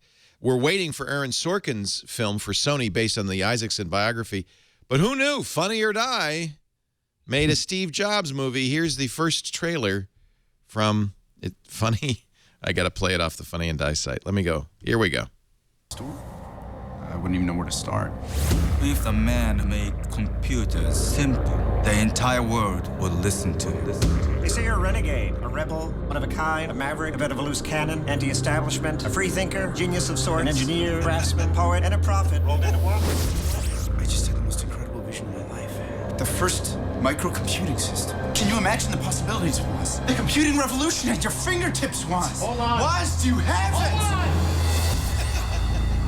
Genius left unchecked can lead to ruin. In life, you gotta stay foolish. You gotta just stay hungry. Keep taking risks. We call it the iPod. Lowercase I, uppercase P, lowercase L, lowercase D. Write that down. You gotta ride the wave of the future. What if I am the wave of the future? Go find yourself. When you get back, I'm gonna be right here. The future belongs to the outcasts, Woz, the rebels, like you and me. Nothing matters to Steve Jobs except Steve Jobs. Lest you eat the forbidden fruit and face banishment. I built this company. All my my blood, my sweat, my tears went into every Apple product. I am Apple! Justin Long is Steve. Coming soon to a web browser near you. I can't wait. This might be the best one. April 15th. It's obviously parody, but it's got an odd feeling of like that's how they would do it. It's actually real. Right. Yeah. Actually felt better than the original trailer we saw with Kutcher in the Much parking better. garage. And the guy, I don't know if they got Woz, but he sure sounds like Woz.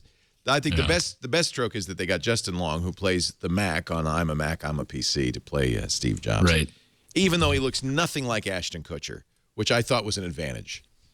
I think it's brilliant that Bill Gates. Yeah. Does he? That would be good. They do these sort of viral, they know that doing like an Apple parody video, like Conan has been smart about this, right? He does a lot of these sort of Apple parody videos around new Apple announcements, and they take off like gangbusters. And you're like, oh, that's right, Conan still has a show. We play them here every time. Right. I mean, they pop up on Hulu Plus. You see them like this Apple parody video that Conan still has a show, and they work. It's brilliant. What is the Fox must have a late night. Do they? I don't know. I don't think so. No, there was rumors that they were going to try to get TBS has Conan. Jimmy Kimmel's beaten Leno, so they're going to fire Leno and put Jimmy Fallon in there. That's official now. You believe that? God. Nobody would have predicted Kimmel was going to win that fight. That is the weirdest of turn all of events. people. And Kimmel's great. I love watching it, but it's just such a strange turn of events. Everyone just counted that show out and said, good luck, you'll be here for 10 minutes. You know who I love is Craig Ferguson.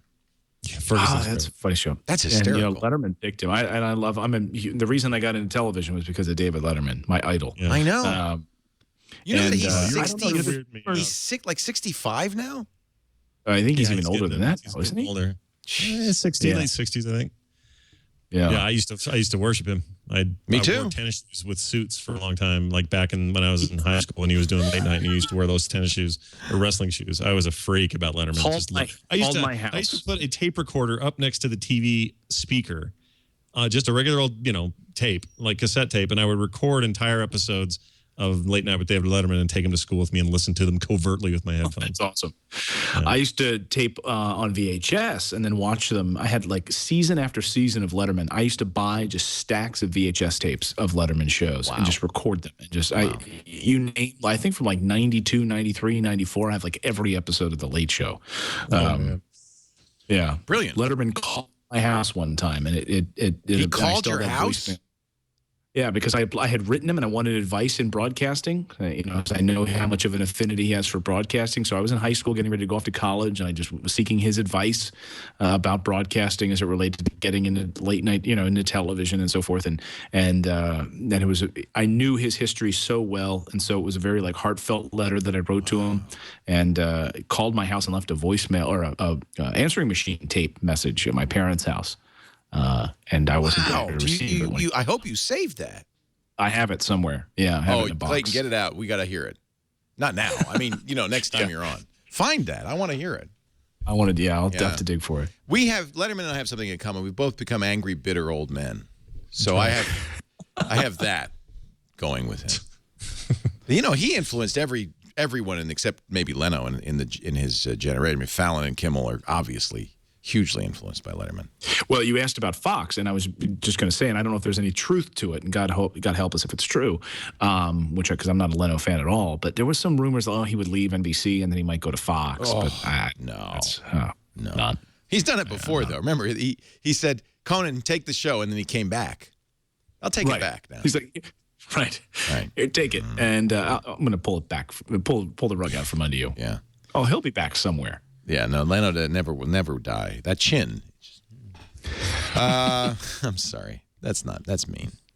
I told you, I'm an angry, bitter old man. You're chinist is what you are. You're a chinist. I'm a chinist. I am. That's right. I'm biased against the chin. Right. Samsung is doing stores. You mentioned this inside Best Buy. Everybody's so influenced by Apple's success at retail that everybody's just copying them. But I think Samsung's doing something interesting with these stores that Apple doesn't do at Best Buy. And I think there is something to be said. If you ever walk into a Best Buy, and God help you if you do, when you go into a Best Buy, you'll notice that it's like kind of a bit of like a ghost town, right? If you need help, you'll just see a tumbleweed roll by. I know, it's true. And a cowboy will come up by and, you know what you're going to get.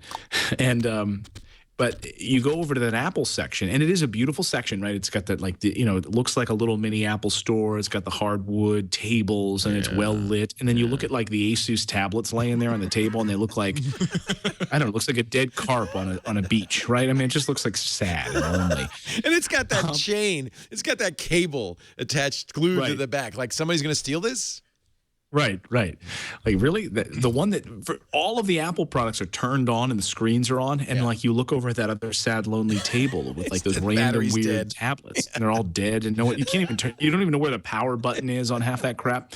But Samsung, though, is doing something smart. They're going to have their own Samsung representatives and a help desk there. And this is smart because very often if you're asking for help on some of the Apple products, you get some Best Buy guy who's used to dealing with Windows 8 PCs and doesn't know any of the Apple products and how to help you with them. So to have a Samsung sort of help desk representative standing there to help you along to make your Samsung purchase, I think is a smart move.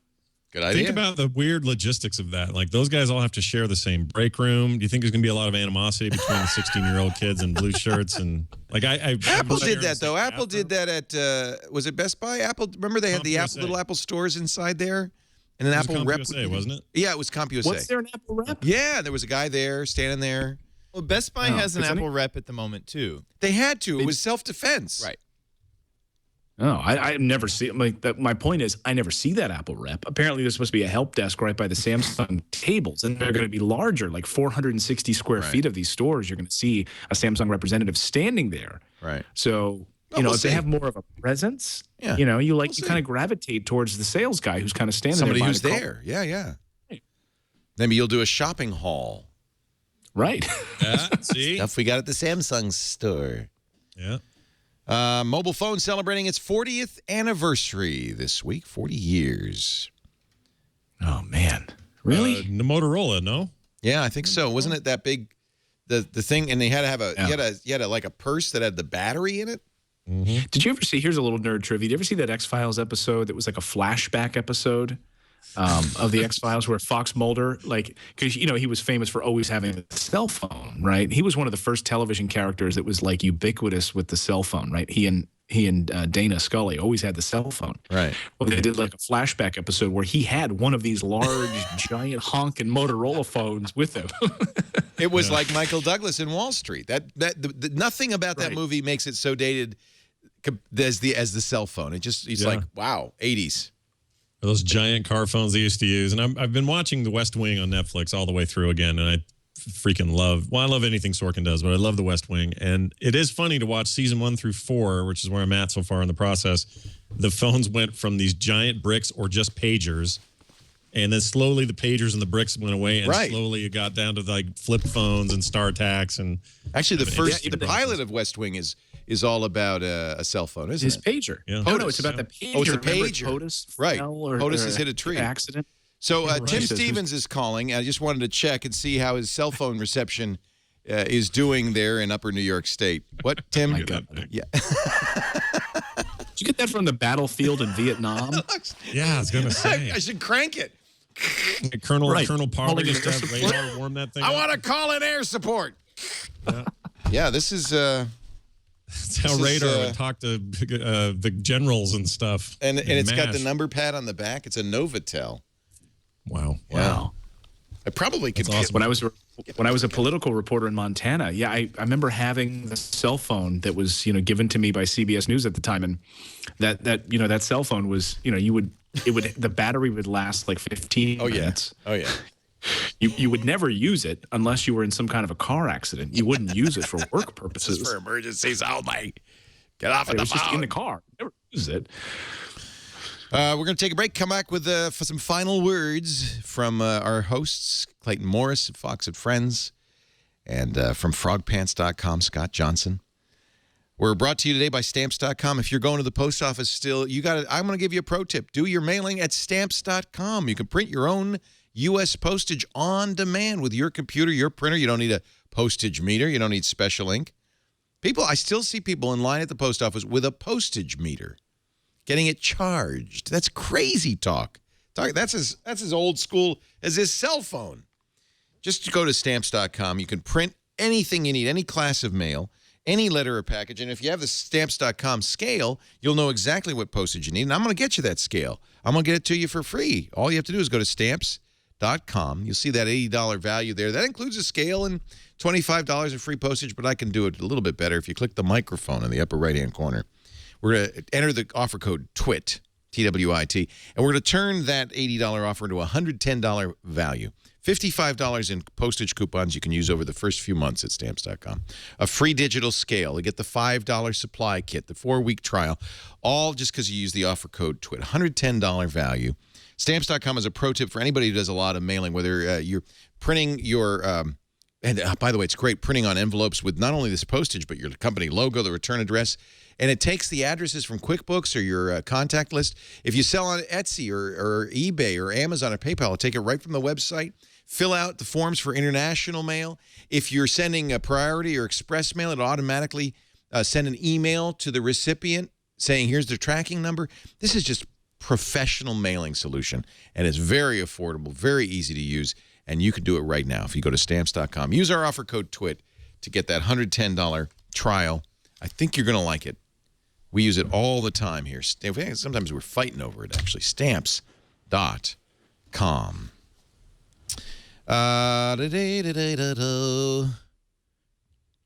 Twitter gets a Vine copyright complaint from Prince's record label. That's just in. Prince is still at it. Still at it.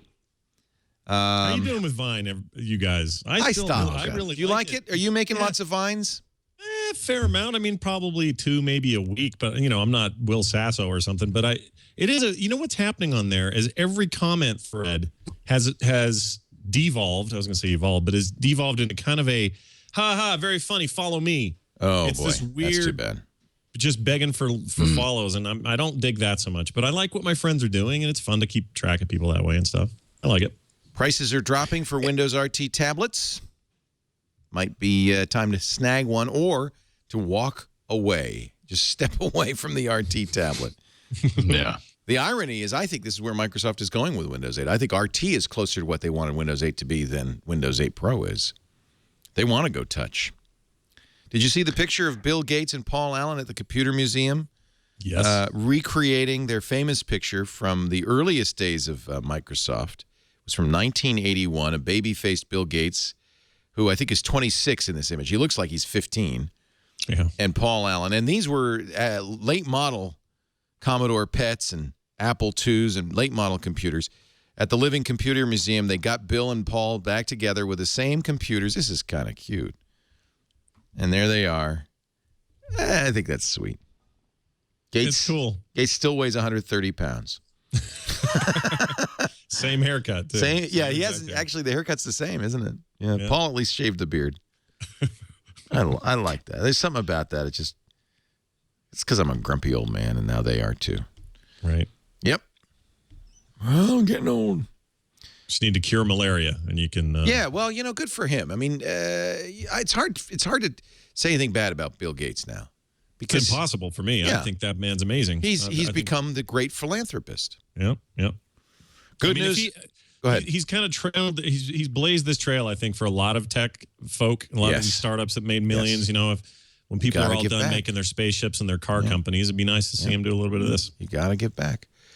I wonder what Fox thinks about this. The Aereo legal victory. Barry Diller created this company, Aereo, which it seems like an interim company. The idea was you could get local television because you bought a dime-sized antenna in an array of dime-sized antennas that would then connect to the internet, and you could watch TV via this antenna.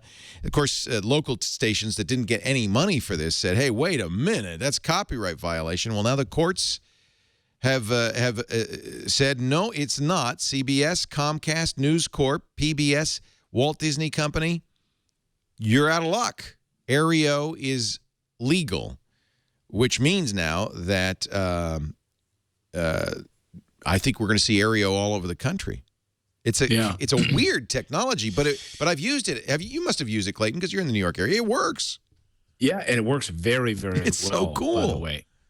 And it's remarkable how well it works. You can even use the web apps. You could launch mobile Safari on your iPad, navigate right to the app, and in the New York area, of course, you can get access to I think 20 different channels.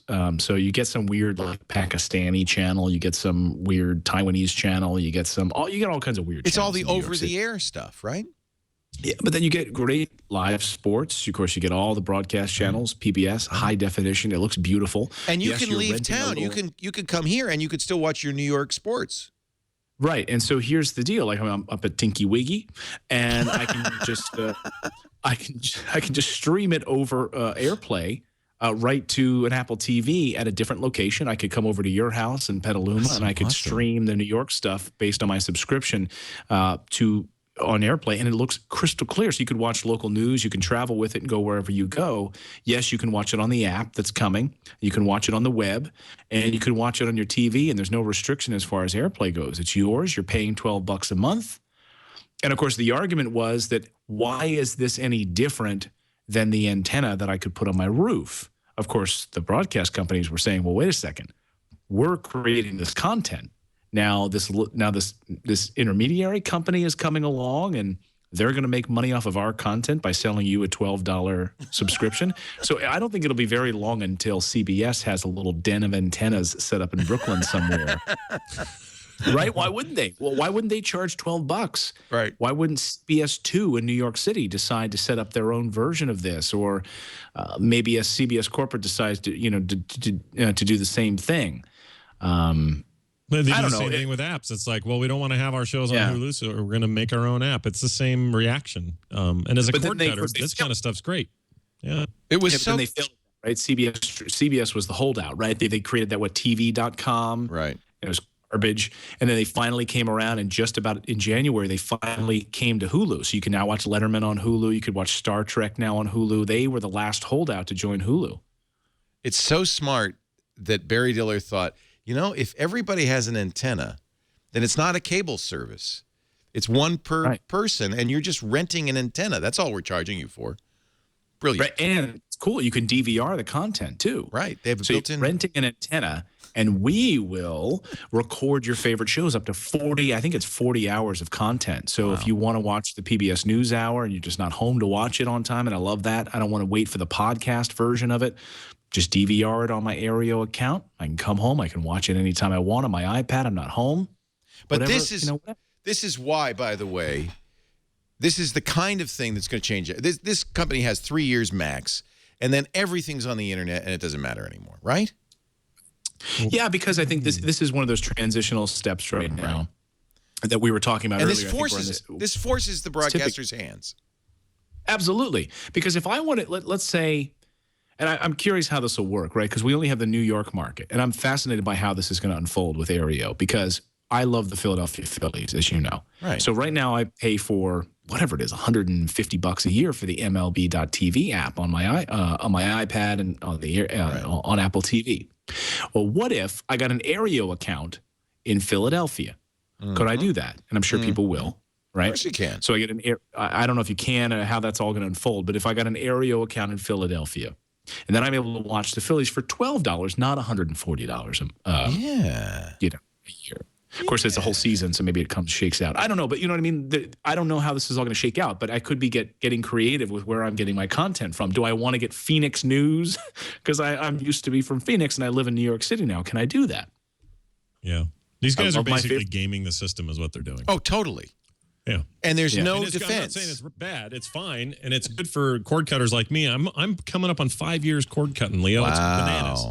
And I haven't regretted it one day. The only times I regret it when it's like, all right, HBO, I'll pay for your stuff, but just give it to me on Go or something. But they don't give it to you right away. They give it to you like Game of Thrones. You can't watch that, right?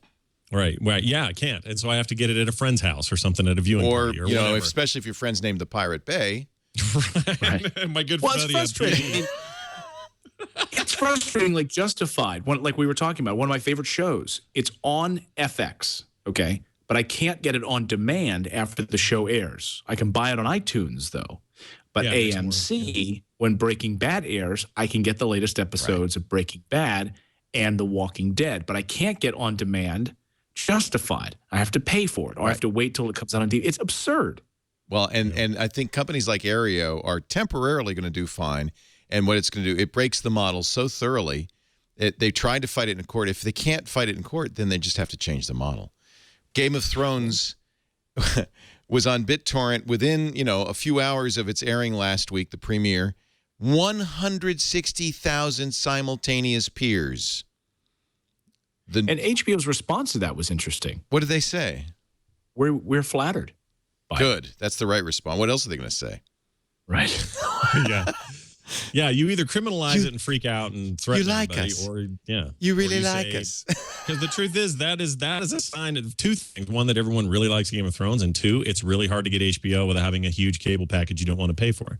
Torrent Freak estimated that 1 million downloads of Game of Thrones. Now, what's HBO's real response? Make it available day of for purchase.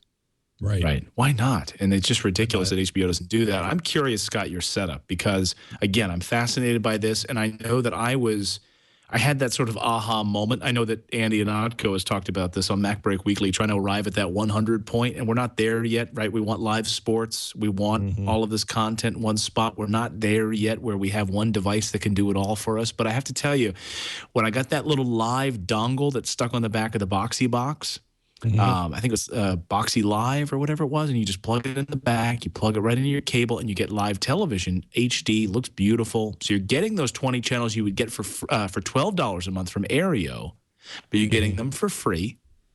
But then you have on the Boxy box, you have the ability to launch MLB, launch Netflix, launch YouTube, hundreds of apps, that sort of thing.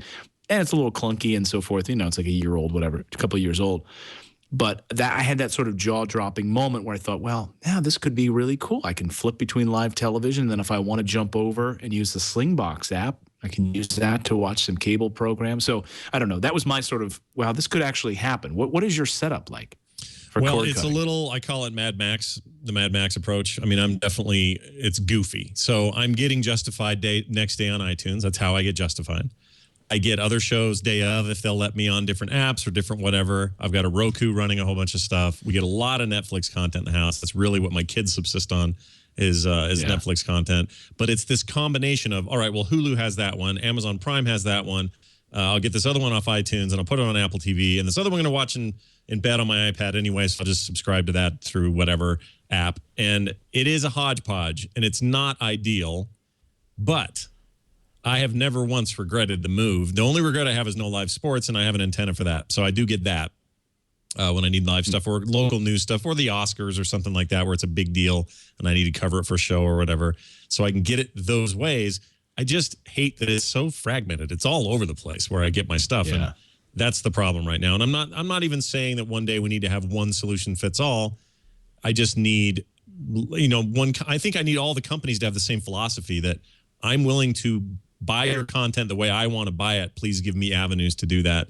And then I think we're almost to the 100, like you mentioned. But I don't regret it. It's great. I get everything I want. Some of it I have to wait for. Some of it I don't. But I get what I want. I get it when I want it. And, I can just subsist, and it's not a problem. Except I think that space in our brain where we used to reserve for remembering people's phone numbers is now used and reserved for remembering where the content lives on those devices. Did I download it? Is it on my shared computer for my Apple TV, or is it on iTunes? I have it on iCloud. Is it on Amazon Prime? Like, I don't remember my mom's phone number anymore, but I do remember where I got that content from. Yeah. Don't look now, but Mark Zuckerberg's homepage when he was 15 years old is apparently still on Angel Fire, and man, it's beautiful. Internet Explorer has blocked this site from installing an ActiveX control. I won't do that. So some of this functionality, let's allow the pop-ups from angelfire.com. Some of this functionality, it needs Java. Some of this functionality will not work. But it's Mark's homepage, and actually, it might actually be. This it showed up on Hacker News, and Motherboard did a little research, and in fact, the email address on this original page points back to a email address that was owned by Mark's father, Edward Zuckerberg. In fact, the magnetic poetry page still works. The Java drawing tool still works. It's Mark Zuckerberg's, except I have to have Java running, which I've cleverly It'd be not. really cool. It'd be really cool if it was running on like the Winklevoss's server or something like that. The Winklevi are keeping it alive. He says, hello and welcome to my page, the only site where a yellow eye blinks at you. He does have some interesting stuff on here, including a thing where he's linked together a lot of people's names in a social graph. So, maybe he was already thinking a little bit about the future. He also has a list of the best way to stay in shape, the growing machine, the best way to stay out of shape, eating school lunch, the best food, quesadillas, the best fader, Vader Fader by Mark. So, wow. The web lives on, my friends. Your page lives on. Those Google AdSense ads, he's still making money off of. Wow. A check for 50. That's fantastic. He's going to make a lot of money now. Mark Zuckerberg's homepage. That's awesome. Isn't that great? Yeah. It does seem like this is genuine. Yeah. Do you guys remember the first web page you ever made? Yeah. Man, it's still on the Wayback Machine, but I was an adult, remember? I'm an old man again. So yeah. My comic strip, my web comic, which just hit 12 years old, or will hit in June. I remember the first one I made was all hacked together using, I want to say I used Front Page, and I know that's embarrassing, but I think I used Front Page in 01, 2000 or something. Everybody did that back then. That wasn't your fault. I look back now. In college, University of Pittsburgh, like 100 years ago. I made a Bruce Lee page. It was like 3 pages deep. Well, let's look for it on the Wayback Machine. Do you remember the URL? Oh my God, no! I mean, it would have been under my name, Clayton Morris. I think at University of Pittsburgh, like 1995. Oh, I don't know that you'd be able to find that thing. If anyone could find. This is from December 21st, 1996. I have earlier pages on this, but this was my earliest from the Wayback. For the Wayback Machine, but I think I was doing a radio show. This was before Tech TV. Design. I like it. Yeah. How you like that, huh? Kind of come full circle. It's all coming back to that now. Everybody wants. Yeah. I got sound effects. You have spinning GIFs like. Look at see the little speakers dancing. Yeah. Yeah. Let me see if the email has some tables and frames. BBS? BBS? Yeah, tables and frames, definitely. I wonder if it have a little email icon with a mailbox that opens up. Do you have a web ring? I definitely have a web ring. Of course. Yeah. The machine. Let's see. What else is here? So that's fine. That's the Wayback Machine, the Internet Archive. They're still saving all this stuff. This is a smoke-free website. I don't even know what that is. That's a mistake. Pretty strange stuff. That's 1997, but I know there's earlier ones than this. Clayton Morris is at Fox and Friends, and you, I am told, want to do a little mitzvah for our viewers today. Oh, if I may. Yes, please. Yeah, just a few hours ago. It takes a few hours to propagate, but it's now live. I said, you know what? Hey, I'm doing Twit tonight. I'll make it, built an iPad app called Read Quick. It's been in the top 10 of news apps now for 3.5 months, going strong. It kind of goes out to 13, then it drops down to 8, then it's back in 10. So thank you to everyone who has purchased it. But tonight only, or for a few days actually, when you listen to this on Twit, big discount. From $3.99 down to 99 cents to anyone who wants to download it for Twit listeners only. So how do we do that? How do we just got to go to a special? No, it should be. Just do it. No, I just does checked. it. It says 99 cents. Yeah. Yeah, it's 99 cents. I switched it over for you. So it went from $3.99 down to 99 cents. Read Quick. It's the fastest way to read your Instapaper, your Pocket Archive. We just teamed up with Tech Memes. So now you just tap on the featured partners list there, and you'll see Tech Memes. You can read all your Tech Meme news. GigaOM, the feature long reads. In fact, that Anon Tech article you were talking about earlier on the HTC One. Yeah. Even at 600 words per minute, and that's what I said it on the train today, it still took me 37 minutes to read a non-text article. And here's the thing, Clayton read it one word at a time. Yeah, one word at a time, your comprehension goes up, and you can read your full archive. We're working on an iPhone version. Oh, good. An iPhone version is coming very soon. That's the #1 requested feature. And we're also working on books. Welcome People to begging Read to get Quick. books. This is good. People This begging is for books. Clayton Morris. He doesn't make enough money as an anchor at Fox and Friends. No, he also has to make millions with an app. Millions. Millions of dollars with an app. Here you go. Ready? See how fast that goes? But you can read it. And now, I'm learning speed reading, right, All right, Clayton? Yeah, in fact, most human beings read at about 230 words per minute right now, very slowly.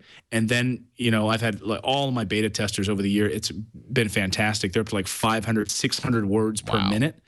We'll be blown away. This, dude. Now, does that carry over to reading just normal paragraphs, or is it only in that app that you can read that fast? Yeah, because you know what you're doing? You're training your brain to get out of the way of verbalizing everything you read. You know when you typically sit back and you verbalize. You're not supposed to do that. Of it is to get beyond the point of verbalizing. Just absorbing the information.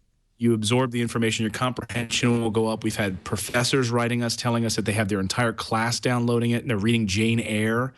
And I'm like, how are you doing that? We don't have books available yet. They're literally importing it chapter by chapter, and they're blazing through these like 500-page books as a result of it. I'm just like blown away and flattered by it. So tonight, only 99 cents for Twit listeners over the next few days. When is the Android app coming out?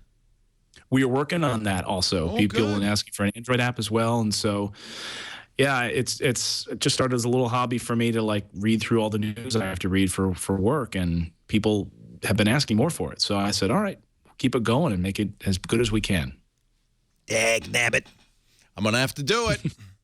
You convinced me. I was a skeptic. Because it just seemed like it was going too fast. But I think I'm going to try it. Yeah. I trust me, when you touch on tech meme and you're literally done with your entire tech meme queue within like a few minutes, you're like, oh my God, I know every story in the tech news today, and I'm done. That's so good. All right. That's so good. I got to do that. Quick. It's a lot of fun. Read Quick, and you'll find it on the App Store. Just search for Read Quick. It's 2 words, right? Read space quick. Yeah. Read Quick. Read Quick. Clayton. Anything else you want to plug? You've got podcasts too. Oh no, yeah, we're just I do a little nerd podcast with my best friend. We talk. Scott would probably love. We talk comic books. We talk nerd stuff. So you can check out any of that stuff that I do as well. But I'm covering. There's going to be I'm sure we're heading into a heavy season for technology on Fox here very, very soon with all of these announcements. So we could have an Apple announcement very, very soon.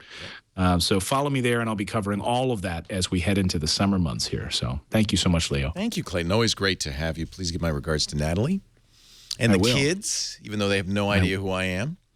They know your voice well. It's playing through Sonos speakers. I love it. Throughout the house and everything. I love it.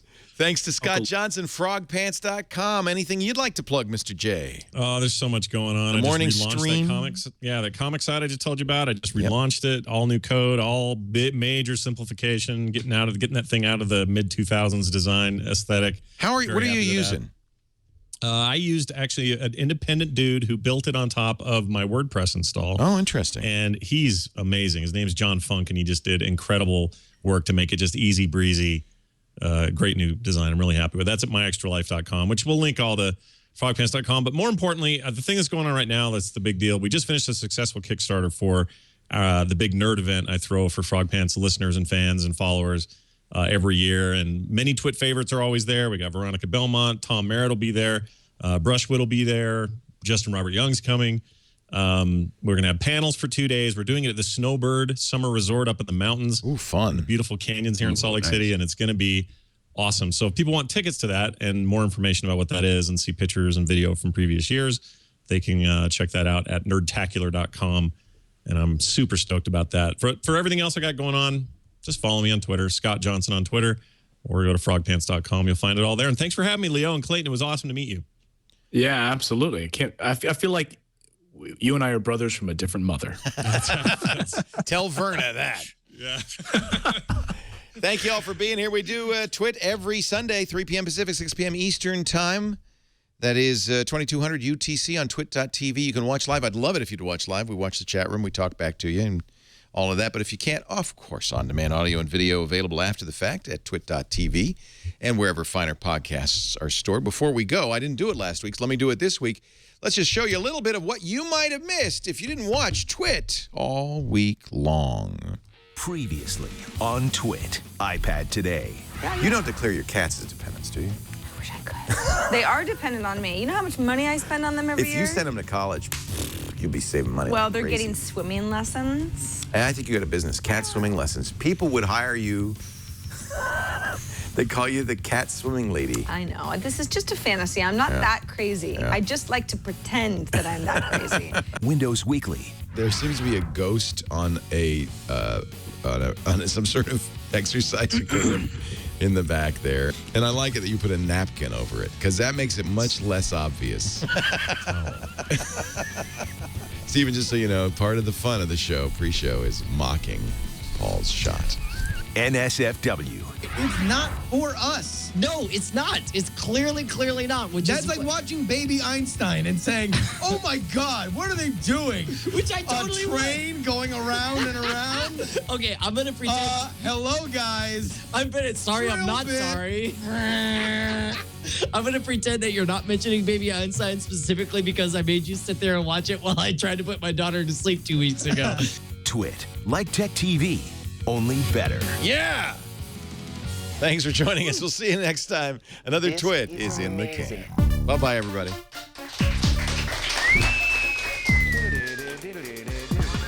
Doing the Twit. All right. Doing the Twit, baby. Doing the Twit. All right. You got a little speaker on here, and you can press play. Yeah, you know, they asked me, like, what's your favorite song? I'm like, The Police, Message in a Bottle. And so when the site launched, all of a sudden it would blare Message in a Bottle. Message in a bottle. My name is Clayton Morris. I got a pink eye thing going on. I'm lonely with 100 billion souls washed up on the shore.